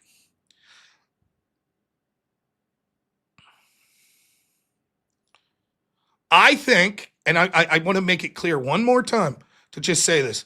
I think the entire strategy was this guy, Ask Yourself, is coaching Pisco to be a philosophy bro. All right, we're going to prepare. We're going to debate Rob. Let's get Avi, who's a Phil bro. If you're struggling, he'll be able to help you. Not because Avi's trying to help, but because Avi's style of moderation is to interject and talk about the formal forms of logic and all of that stuff. So that would be a crutch. And I think Ask Yourself and Avi are sort of friends. So, all right, you got backup. You can go in there. At one point, Pisco asks to bring Ask Yourself into the debate. In addition to asking Avi for help so many times. That's how bad it was. Now, Pisco's going to clip a little thumbnail, and of that 11-hour debate, he's going to try to find one or two things. This is what he's going to do. Rob believes that it's okay for Trump to investigate people. Rob believes that. And Rob admitted that it's a political investigation to go after Comey. Dude, you got your ass kicked. But he'll clip those little sections. And by the way, to be clear, I think that he'll have to rectify this. He'll have to. And maybe this is what he normally does. But again, I'm going a little conspiratorial here with the whole Phil Bro angle. And just so you can see, I happened to check. Last night, Pisco had up a schedule of me and him debating. Now, it may have been that was just a mistake. And I'm going to say there's a 90% chance that's the case. It's been removed. But the reason I noticed it was I went over to Pisco's channel to check and see if the debate was up and how many people watched on his end.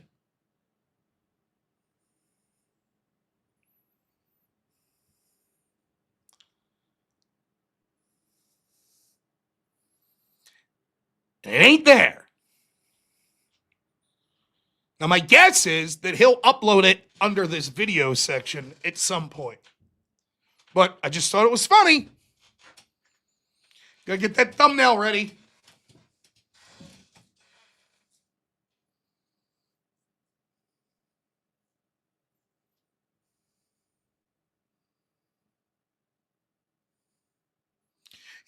Yeah, he tried to claim I said to bring Ask Yourself on. I'm like, huh?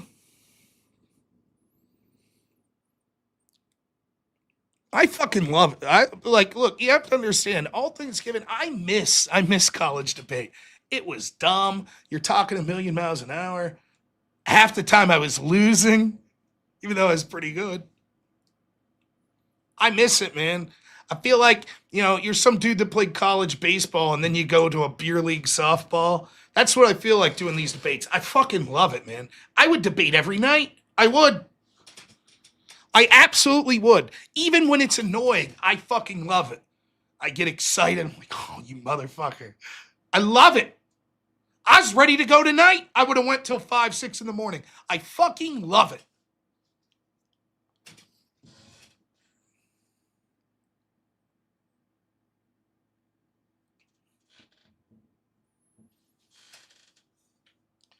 Look, they'll clip some shit. They'll put up a fun thumbnail. Embarrassing MAGA soldier rub. Something like that.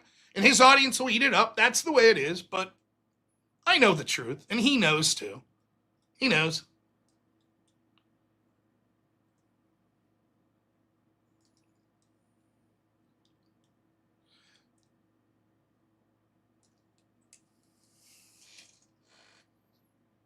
And keep in mind, that style of debate, that Phil Bro stuff, is not my strong suit.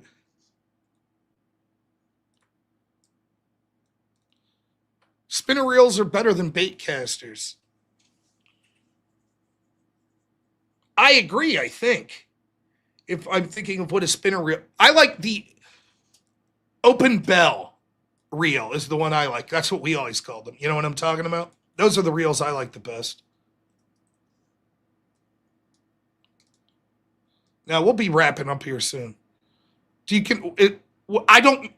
caster I always got is those, like the one with the button. Am I correct? Is that what you're calling spinner reel a bait caster? Oh, Chris goes in. Yeah. Oh, he's ready to debate. I'm not enough of a fisherman to have a very informed opinion, but yeah, I agree with you. I like the open bell. Yeah. Ex-phobic's not getting kicked tonight. All right. Super chats, and then I got some shit to do here. Kakashi, thanks so much, man. $5. So Rob's live.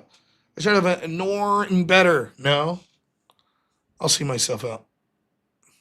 Like known better. Boy, that's a stretch.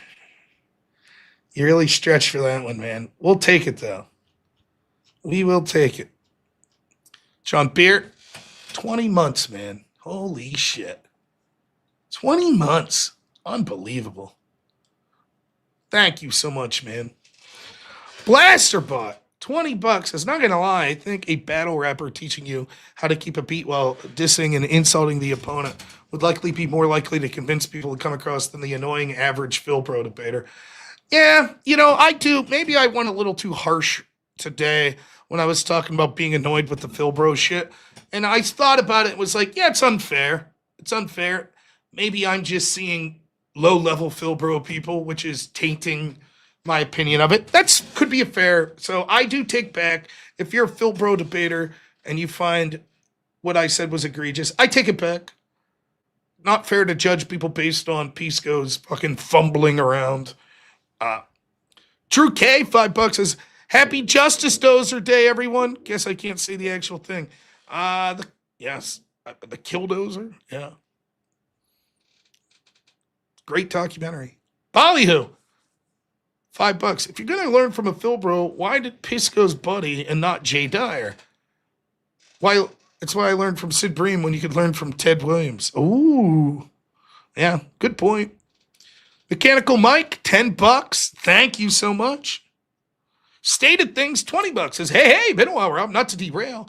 But if you want a lighthearted segment that's half drama, half law, the Reckless Ben versus Brick and Minifig saga as well. Cheers and keep up the good fight against the theories. I was watching Andrew Bronca's video on that. It turns out that the Ben factionalists may have fucked themselves because they were basically filming videos saying, fuck it, we're going to break the law to get these people. Well, it turns out that might be a poor strategy.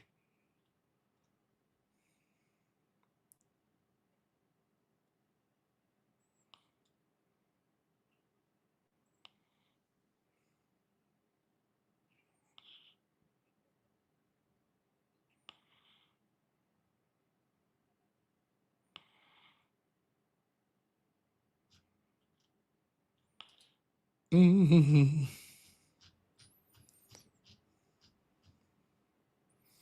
So I was just looking at something.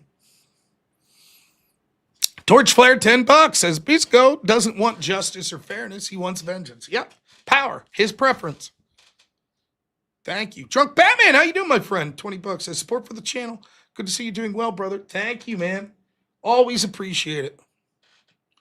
Really do, man. Thank you so much. Mr. B, $20 says Dems are stealing the election again. Both mayoral and government elections, Pratt and Hilton were leading, and on day 2, a miraculous number of mail-in ballots with 0 votes going to Team Red came in. I would say there's a good chance. Hilton's out, I think. It's going to be close. Pratt, it'll be close. But yeah, they'll probably both be out of the runoffs. We'll wrap up counting like 5-6 days from now, I'm sure. Laser, $10 says, would they advocate for court packing if the current SCOTUS ruled in their favor? I suspect not, meaning the injury was not the Republican packing. The injury was the Republicans winning. Yeah, they're all over the place on this. I even asked them at one point, let's say hypothetically Democrats win in 2028, all 3 branches. And then tragically, all of our Supreme Court justices are on an airplane and it wrecks and they all die. Now the Democrats get to appoint 9 justices. Is there still an outstanding injury to be resolved? They literally have every justice. And what do you think Pisco's answer was? Yep, there's still an injury, even with 9 justices. Mr. B, $10 says, and for even further more blackpilling news, the SAVE Act didn't pass. With 4 Republicans voted against it, it lost 48-50. We literally cannot vote our way out of this anymore.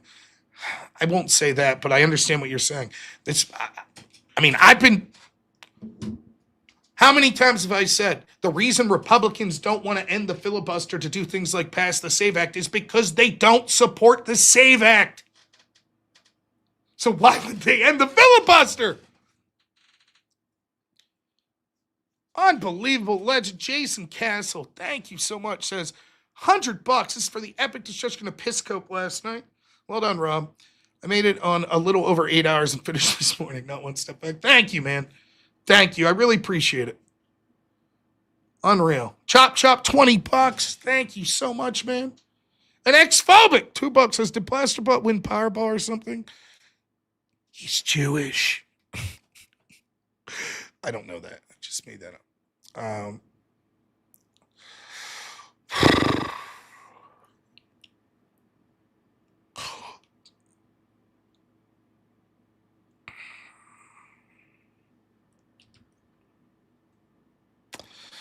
All right. I hate this part of the show, but last night there was 4 whip wheels and a Disney song that I owed. So I have to play them. I promised I would play them. Steel, thank you for the 2. Says, waiting for Miriam Pisco Disconnary. Yeah.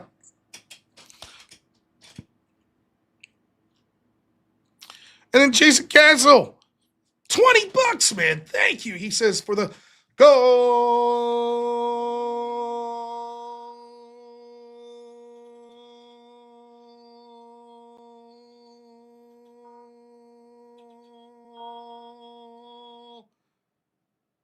Unreal.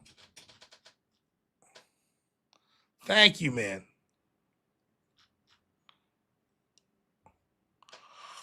All right.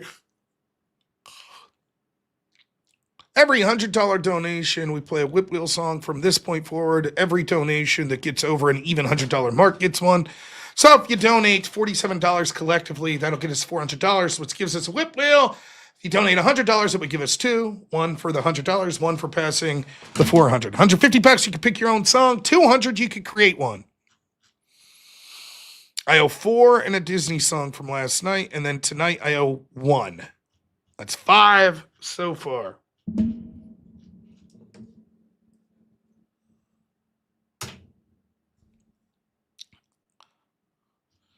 Now, I think it would be reasonable to not have to pay up from yesterday, because I think I went above and beyond going 11 hours, but everybody got pissy about it. So here we go. 11 fucking hours. See you, 11. 11 hours I went.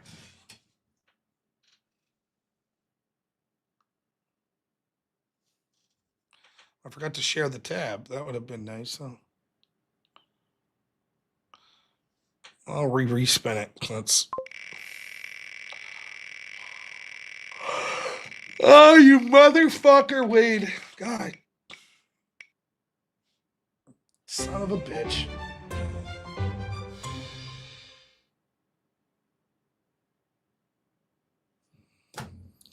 Wade Boggs, you maniac. $100. Thank you, man. It says it's time. Oh, that'll add 2. Now I owe 7. 90s punk bagpipes. I don't know if we've heard this one since. Oh man, what a mess.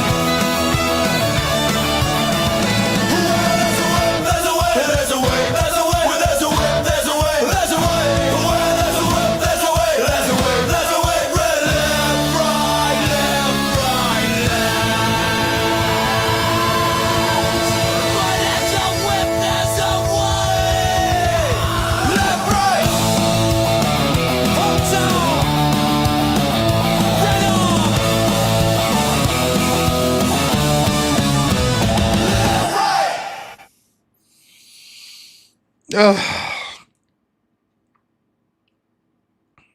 right.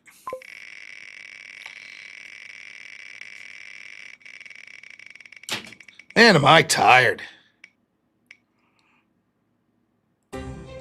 Oh, yeah. Another bagpipe. 2 in a row. Wow.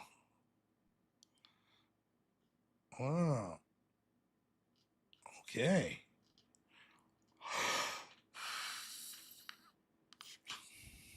There's a whip, there's a way. Where there's a whip, there's a way.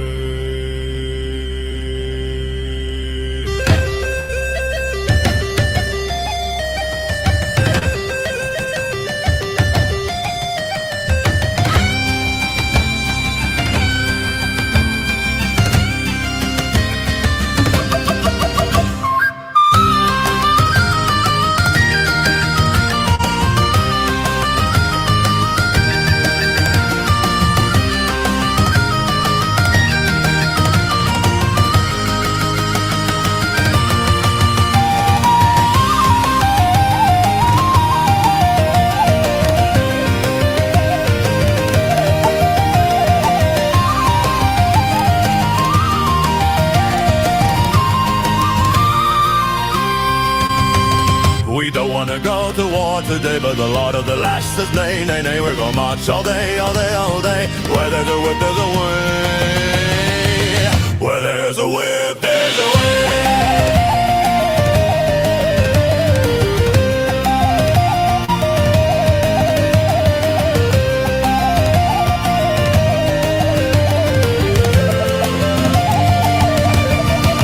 Where there's a whip, there's a way. Where there's a whip, there's a way. Where there's a whip, there's a way. Left to right, left to way. Where there's a whip, the crack on the back says we're gonna fight. We're gonna march all day.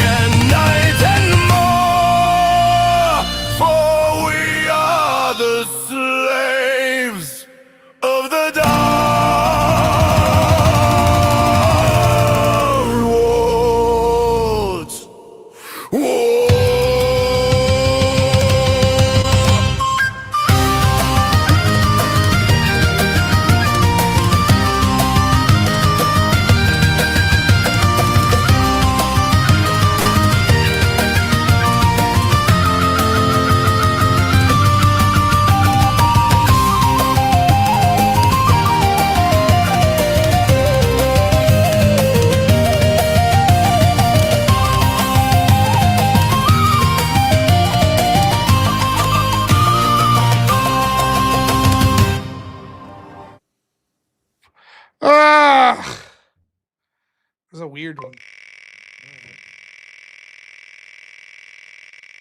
Oh, nothing stupid. Come on.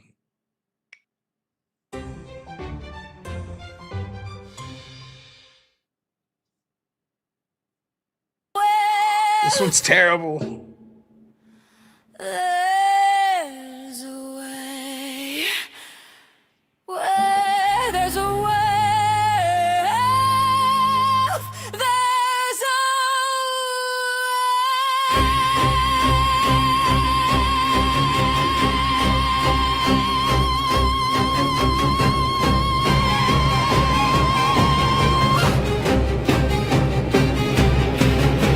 We don't wanna go to war today, but the Lord of the Lash says nay, nay, nay.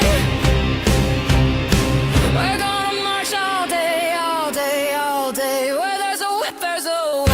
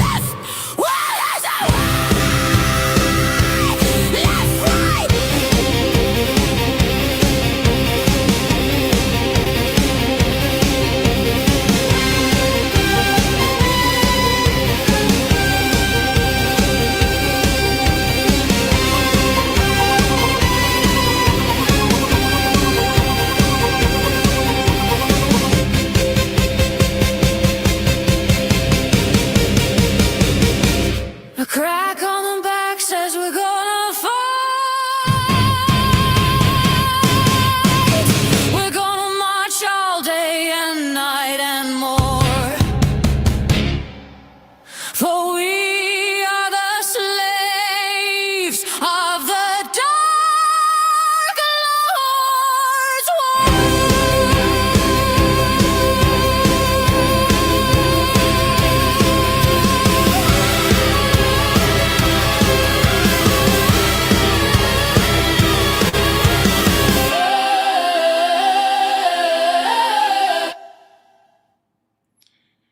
Hey! Oh, I might as well play the stupid ass Disney one now. Hopefully, Avers doesn't appear out of nowhere. It'd be horrible.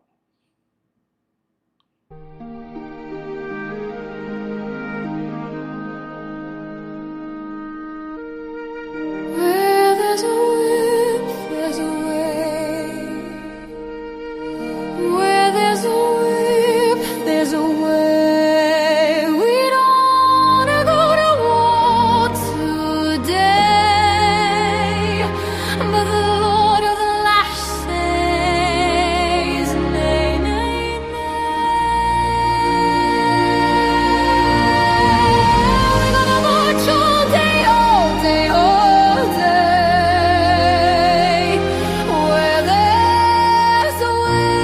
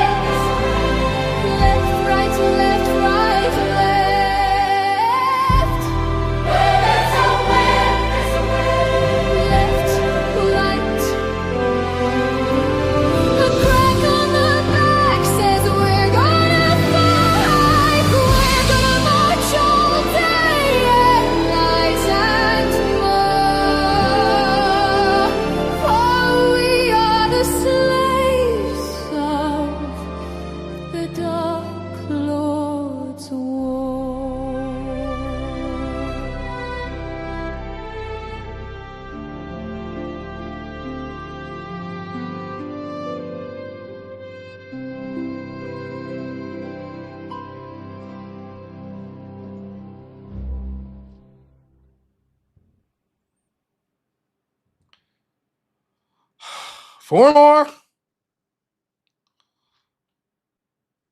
I do like my audience. I do like you guys, but holy shit, am I tired. Yeah. All right, 4 more. I'm going to do this. I can make it through 4 more.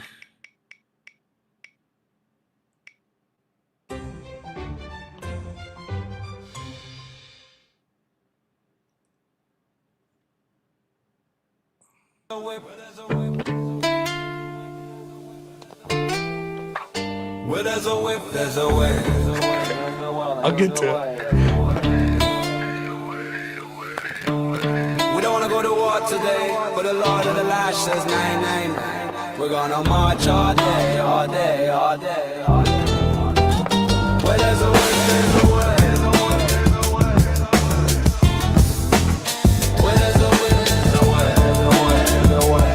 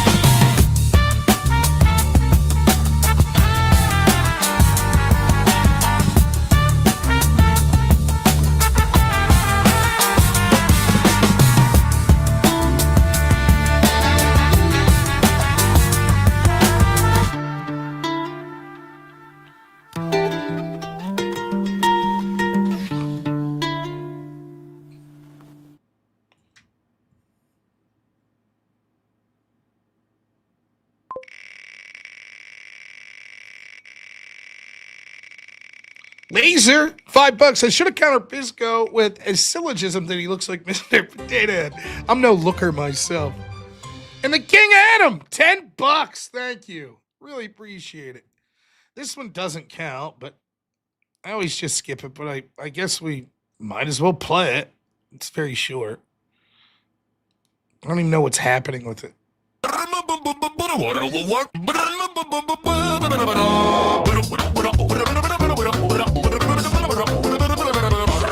Where there's a whip, there's a whip. Where there's a whip, there's a whip. We don't wanna go to war today, but the Lord of the Lash says nay, nay, nay. We're gonna march all day, all day, all day, all day. Where there's a whip, there's a way. Where there's a whip, there's a way. Where there's a whip, there's a way. Where there's a whip, there's a way. Left, right, left, right.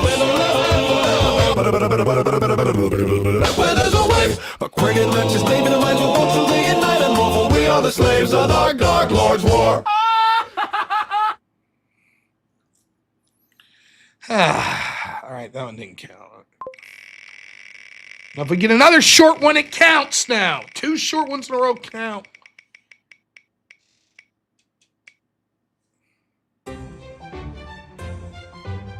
This might be a short one, too. It may have just happened. I can't believe it. Yes! That's exactly what you people deserve. There's a way. Ha! Where there's a whip, there's a way. We don't want to go to war today, but the Lord of the Lash says nay, nay, nay. We're going to march all day. All day, all day. Where there's a whip, there's a way. Where there's a whip, there's a way. Where there's a whip, there's a way. Where there's a whip, there's a way. Left, right, left, right, left. Where there's a whip, there's a way. Left, right. A crack on the back says, we're gonna fight. We're gonna march all day and night and more. For we are the slaves of the Dark Lord's war. Oh, ooh, I like the ooh at the end. That's bylaws. That's more than a minute total. 2 of them that count. 2 more. Oh, we're trucking along. I'm dying, though. Godzilla. Okay. We just have ones called Godzilla. Okay. Where there's a whip, there's a way. Where there's a whip, there's a way. We don't want to go to war today, but the Lord of the Land says, nay, nay, nay, we're gonna march all day, all day, all day. Where there's a whip, there's a way. Where there's a whip, there's a way. Where there's a whip, there's a way. Where there's a whip, there's a way. Left, right, left, way, left. Where there's a whip, there's a whip. Left, right, left. Where there's a whip, there's a whip. Left, right, left. The crack on the back says we're gonna fight. We're gonna march all day and night and more. For we are the slaves of the Dark Lord's war.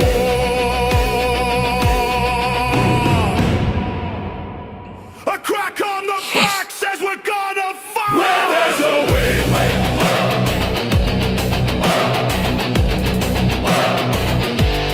Where there's a way.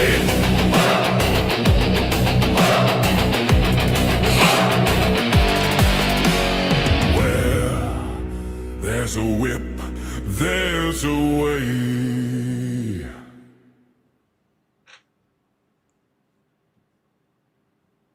Yeah, we did it. We did that.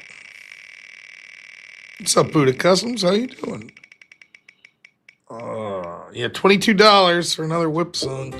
That's okay. Oh, motherfucker. That's what I get for celebrating that last time.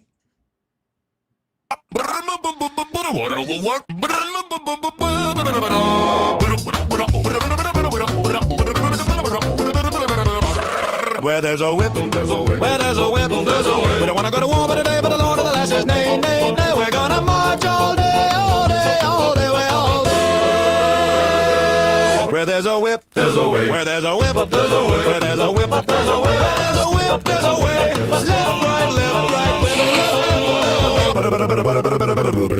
Where there's a way. A cricket match is leaving the minds will go through day and night and more. For we are the slaves of the Dark Lord's war.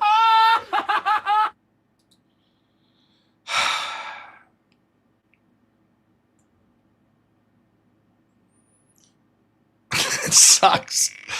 If it's a short one, it counts this time.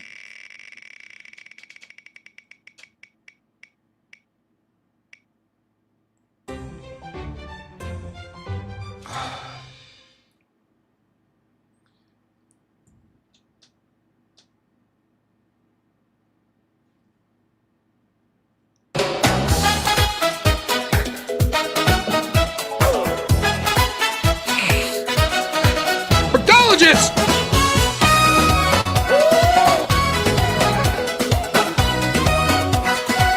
Where there's a whip, there's a way. Where there's a whip, there's a way. We don't wanna go to war today, but the Lord of the Last says, nay, nay, nay. We're gonna march all day, all day, all day. Where there's a whip, there's a way. Where there's a whip, there's a way. Where there's a whip, there's a way. Where there's a whip, there's a way. Right, left, right, left. Where there's a whip,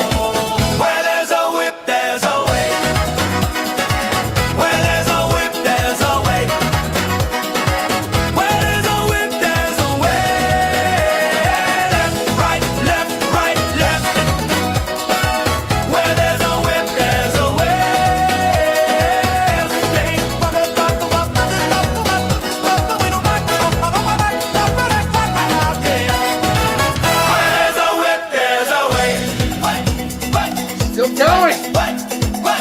What's happening?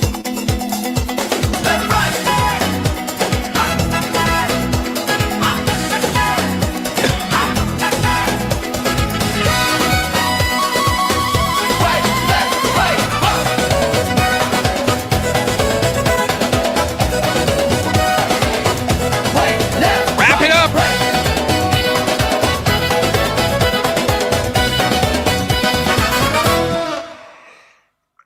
I'm not even going to cover it, but just so you know, in Newark, there's another fucking insurrection happening tonight. Again, another insurrection again tonight.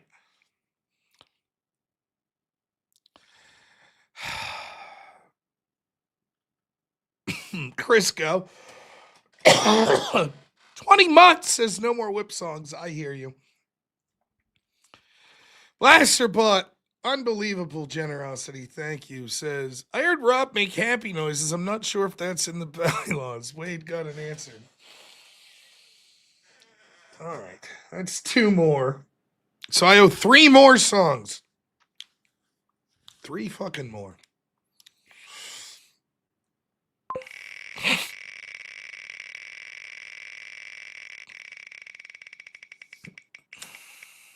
Oh no. This one's like 4 minutes. I'll piss on this.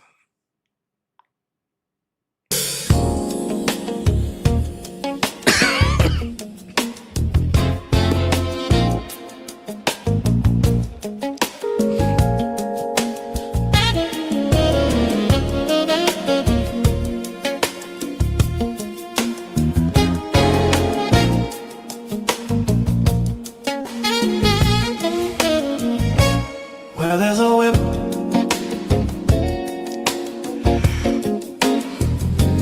there's a will.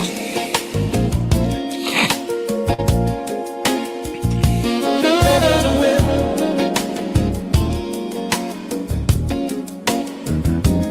there's a way.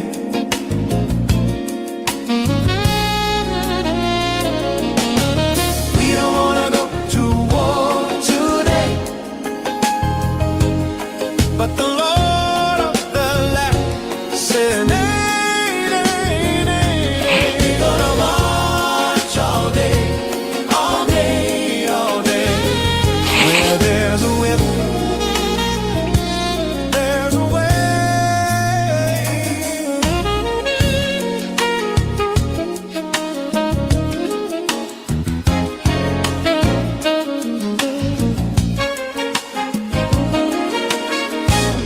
Where there's a whip,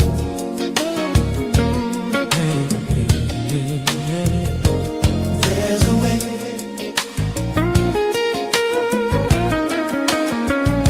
Where there's a whip,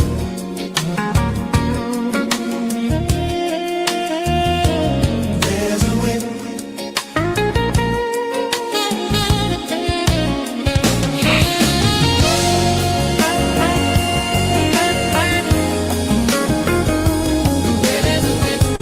Left, right.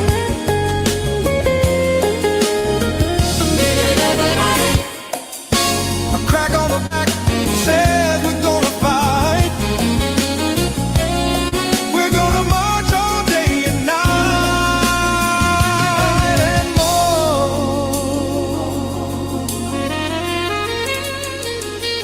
For we are the slaves of the dark. Lord, Lord, the war.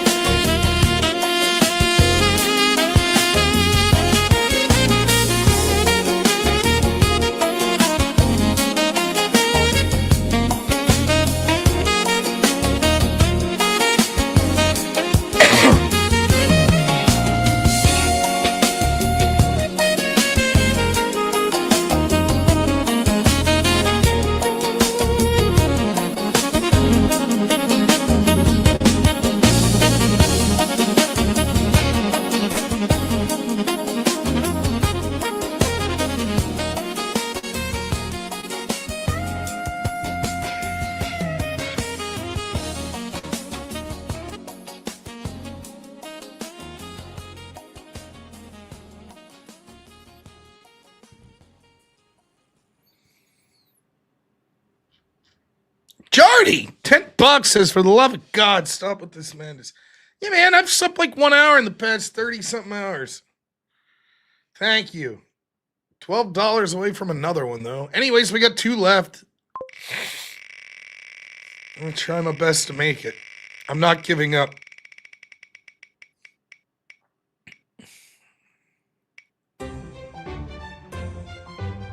Okay.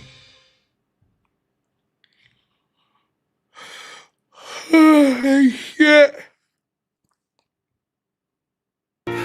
There's a way where there's a whip. We don't want to go to war today, but the Lord of the Lash says nay, nay, nay. We're gonna march all day, all day, all day.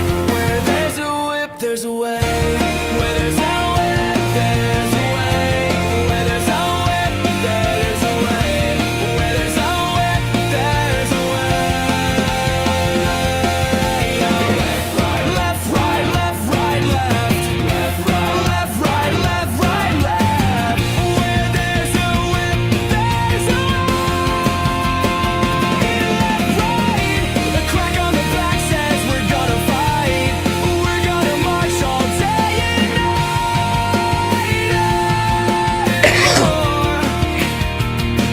For we are the slaves of the dark Lord's war. Shit.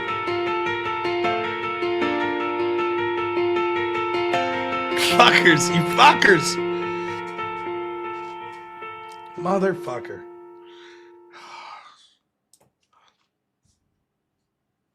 Oh my gosh. Wait, Boggs, $10 says, who's got $2? Buddha Customs comes up with 20 and says, this is the $12 and tip for another whip song. Wait, Boggs. That puts us to another. So I'll have 3 more now.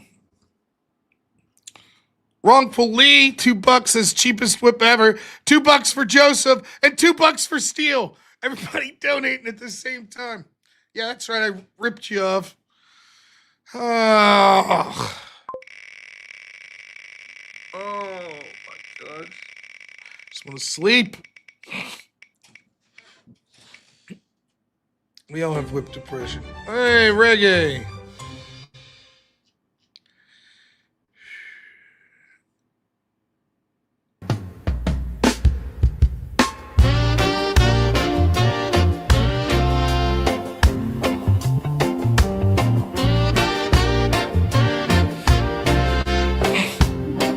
Where there's a whip, there's a way. Where there's a whip, there's a way. We don't want to go to war today. The Lord of the Land says, nay, nay, nay. We're gonna march all day, all day, all day, all day. Where there's a whip, there's a way.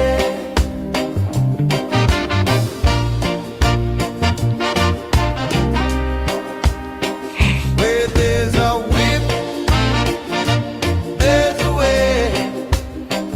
Where there's a whip, there's a way. Where there's a whip, left, right, left, right, left, right, there's a way. Where there's a whip, left, right. A crack on the back says we are gonna fight. We're gonna march all day and night and more. For we are the slaves of the dark Lord's war.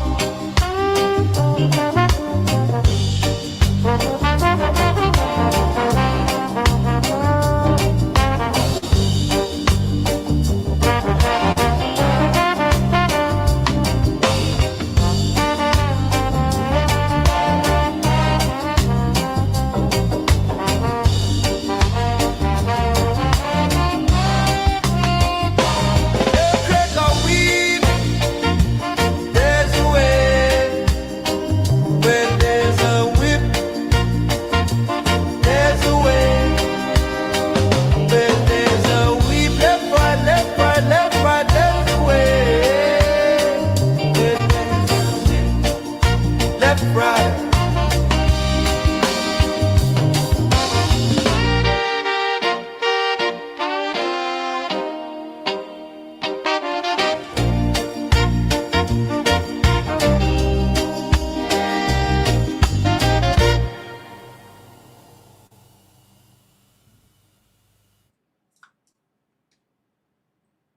2 more. Oh, Clayton Gordon. Thank you so much, man, for the buck. I appreciate it.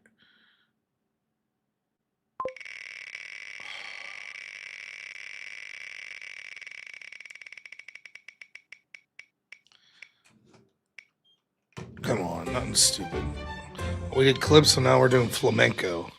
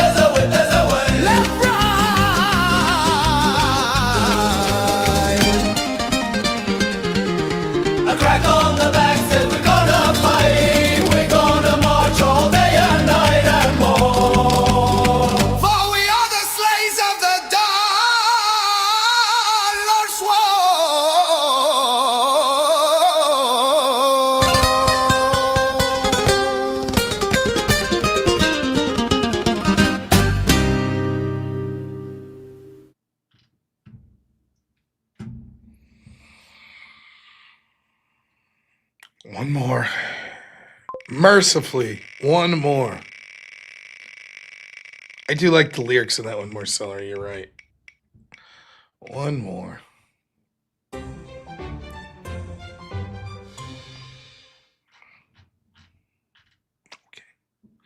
Rap. I could do rap. Maybe. Oh, it's like...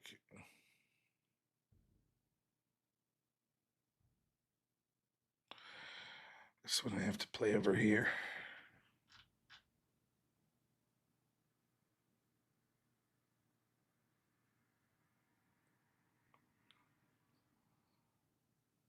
There's a whip. There's a whip. Where there's a whip? There's a way. We don't want to go to war today, but the Lord of the land says, nay, nay, nay, nay, nay, nay, nay. We're gonna march all day, all day, all day. Where there's a whip, there's a way. Where there's a whip, there's a whip, there's a way. Where there's a whip, there's a whip, there's a way. Where there's a whip, left, left, left, left, left, left. There's a whip, left, left, left, left, left, left. A crack on the back say, gonna fight. We're gonna march all day and night and more. For we are the slaves of the Dark Lord's war. Where there's a whip, there's a whip, there's a way. Where there's a whip, whip, whip, there's a way, there's a way. Where there's a whip, whip, whip, whip, whip, whip, whip, whip. Where there's a whip, there's a way. Crack on the back says, wanna fight. We're gonna march all day and night and more. For we are the slaves of the Dark Lord's war. Waka, waka, waka, waka.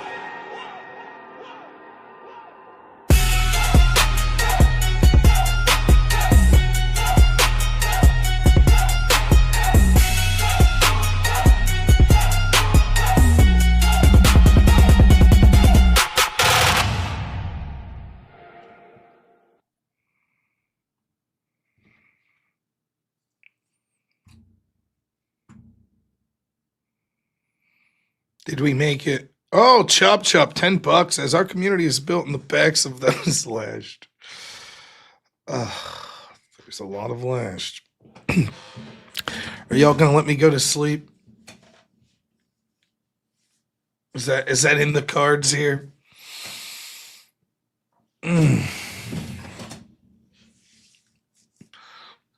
First off, let me check something real quick.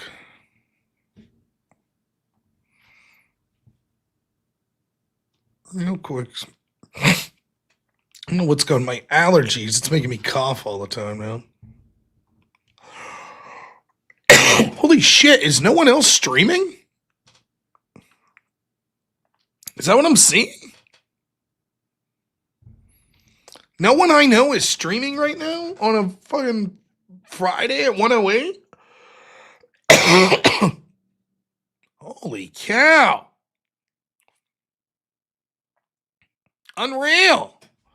I can't rate anyone for the first time ever? Wow. I don't believe it.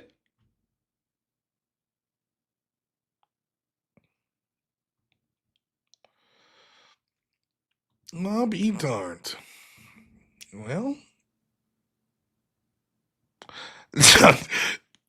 Thanks, Smallsy. I appreciate it. Technically, it's still Thursday, not where I'm at. Cool Vic rated here, yeah. Slow night. Well, shit, I was hoping to do the no prep debate. I was ready. Tomorrow night, regular show. I'm 99% sure that I had a really, there's a lot of realies. Maybe that was like 4 realies too much. I think I had a really big opportunity come through today. It is of the nature, I don't know that I'll be able to speak about it anytime in the near future, but it's really good news. And it does involve, I'll give you this, it involves me as a streamer and it involves politics. So I'm not so sure what the disclosure on it's going to be, but it's very good. So despite me being very tired, it was a good day, man. It really was. So I hope I did you all proud with the debate. Happy to do more.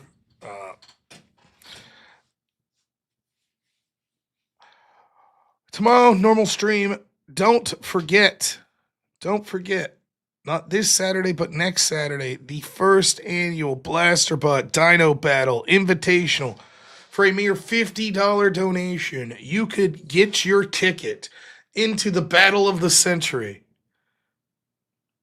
That's right. Every $50 gets you another entry.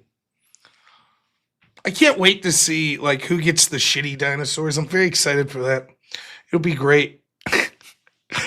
So it should be a lot of fun. So, all right. Well, there's no one to raid, so I guess I'll say thank you to my editor Black Elk and to all of my wonderful moderators. Thank you so much to everyone who donated tonight. Thank you to everyone who watched, everyone who liked the stream, everyone who just commented or didn't comment. You guys are the best. Take Courtney out for dinner. I will do that. All right, guys. Take a moment. We talked about the extremism when I was debating Pisco and what they really believe. Pisco's the friendly face of what the people that were mocking Charlie Kirk stand for. Authoritarianism, hatred of us. That's what it is. Oh, Wicked Wally, thanks so much. $5. Universe 1 and Rob will be locked in combat with Pisco in the middle of the abyss of existence for eternity, with whip songs playing in the background. Now! Take a moment and just say a prayer for Charlie. Don't forget him. Don't forget what happened. Don't forget how they treated that. I try to think about it every day to motivate me to keep pushing forward. So, yeah, it's true. $60 for a whip song, but I think people are cashed out. I'm cashed out. Where am I, Pisco? Yeah, this is a P for Pisco. Yeah.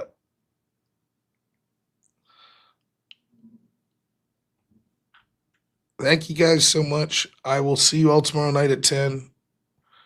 As always, have a good one.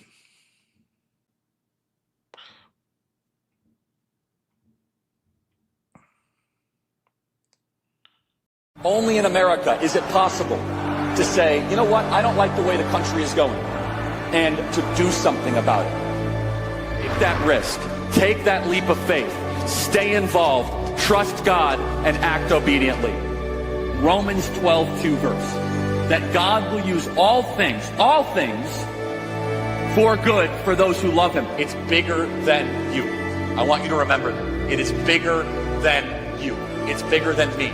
You are here to make somebody else's life better, the pursuit of liberty and freedom. You know what gives me strength?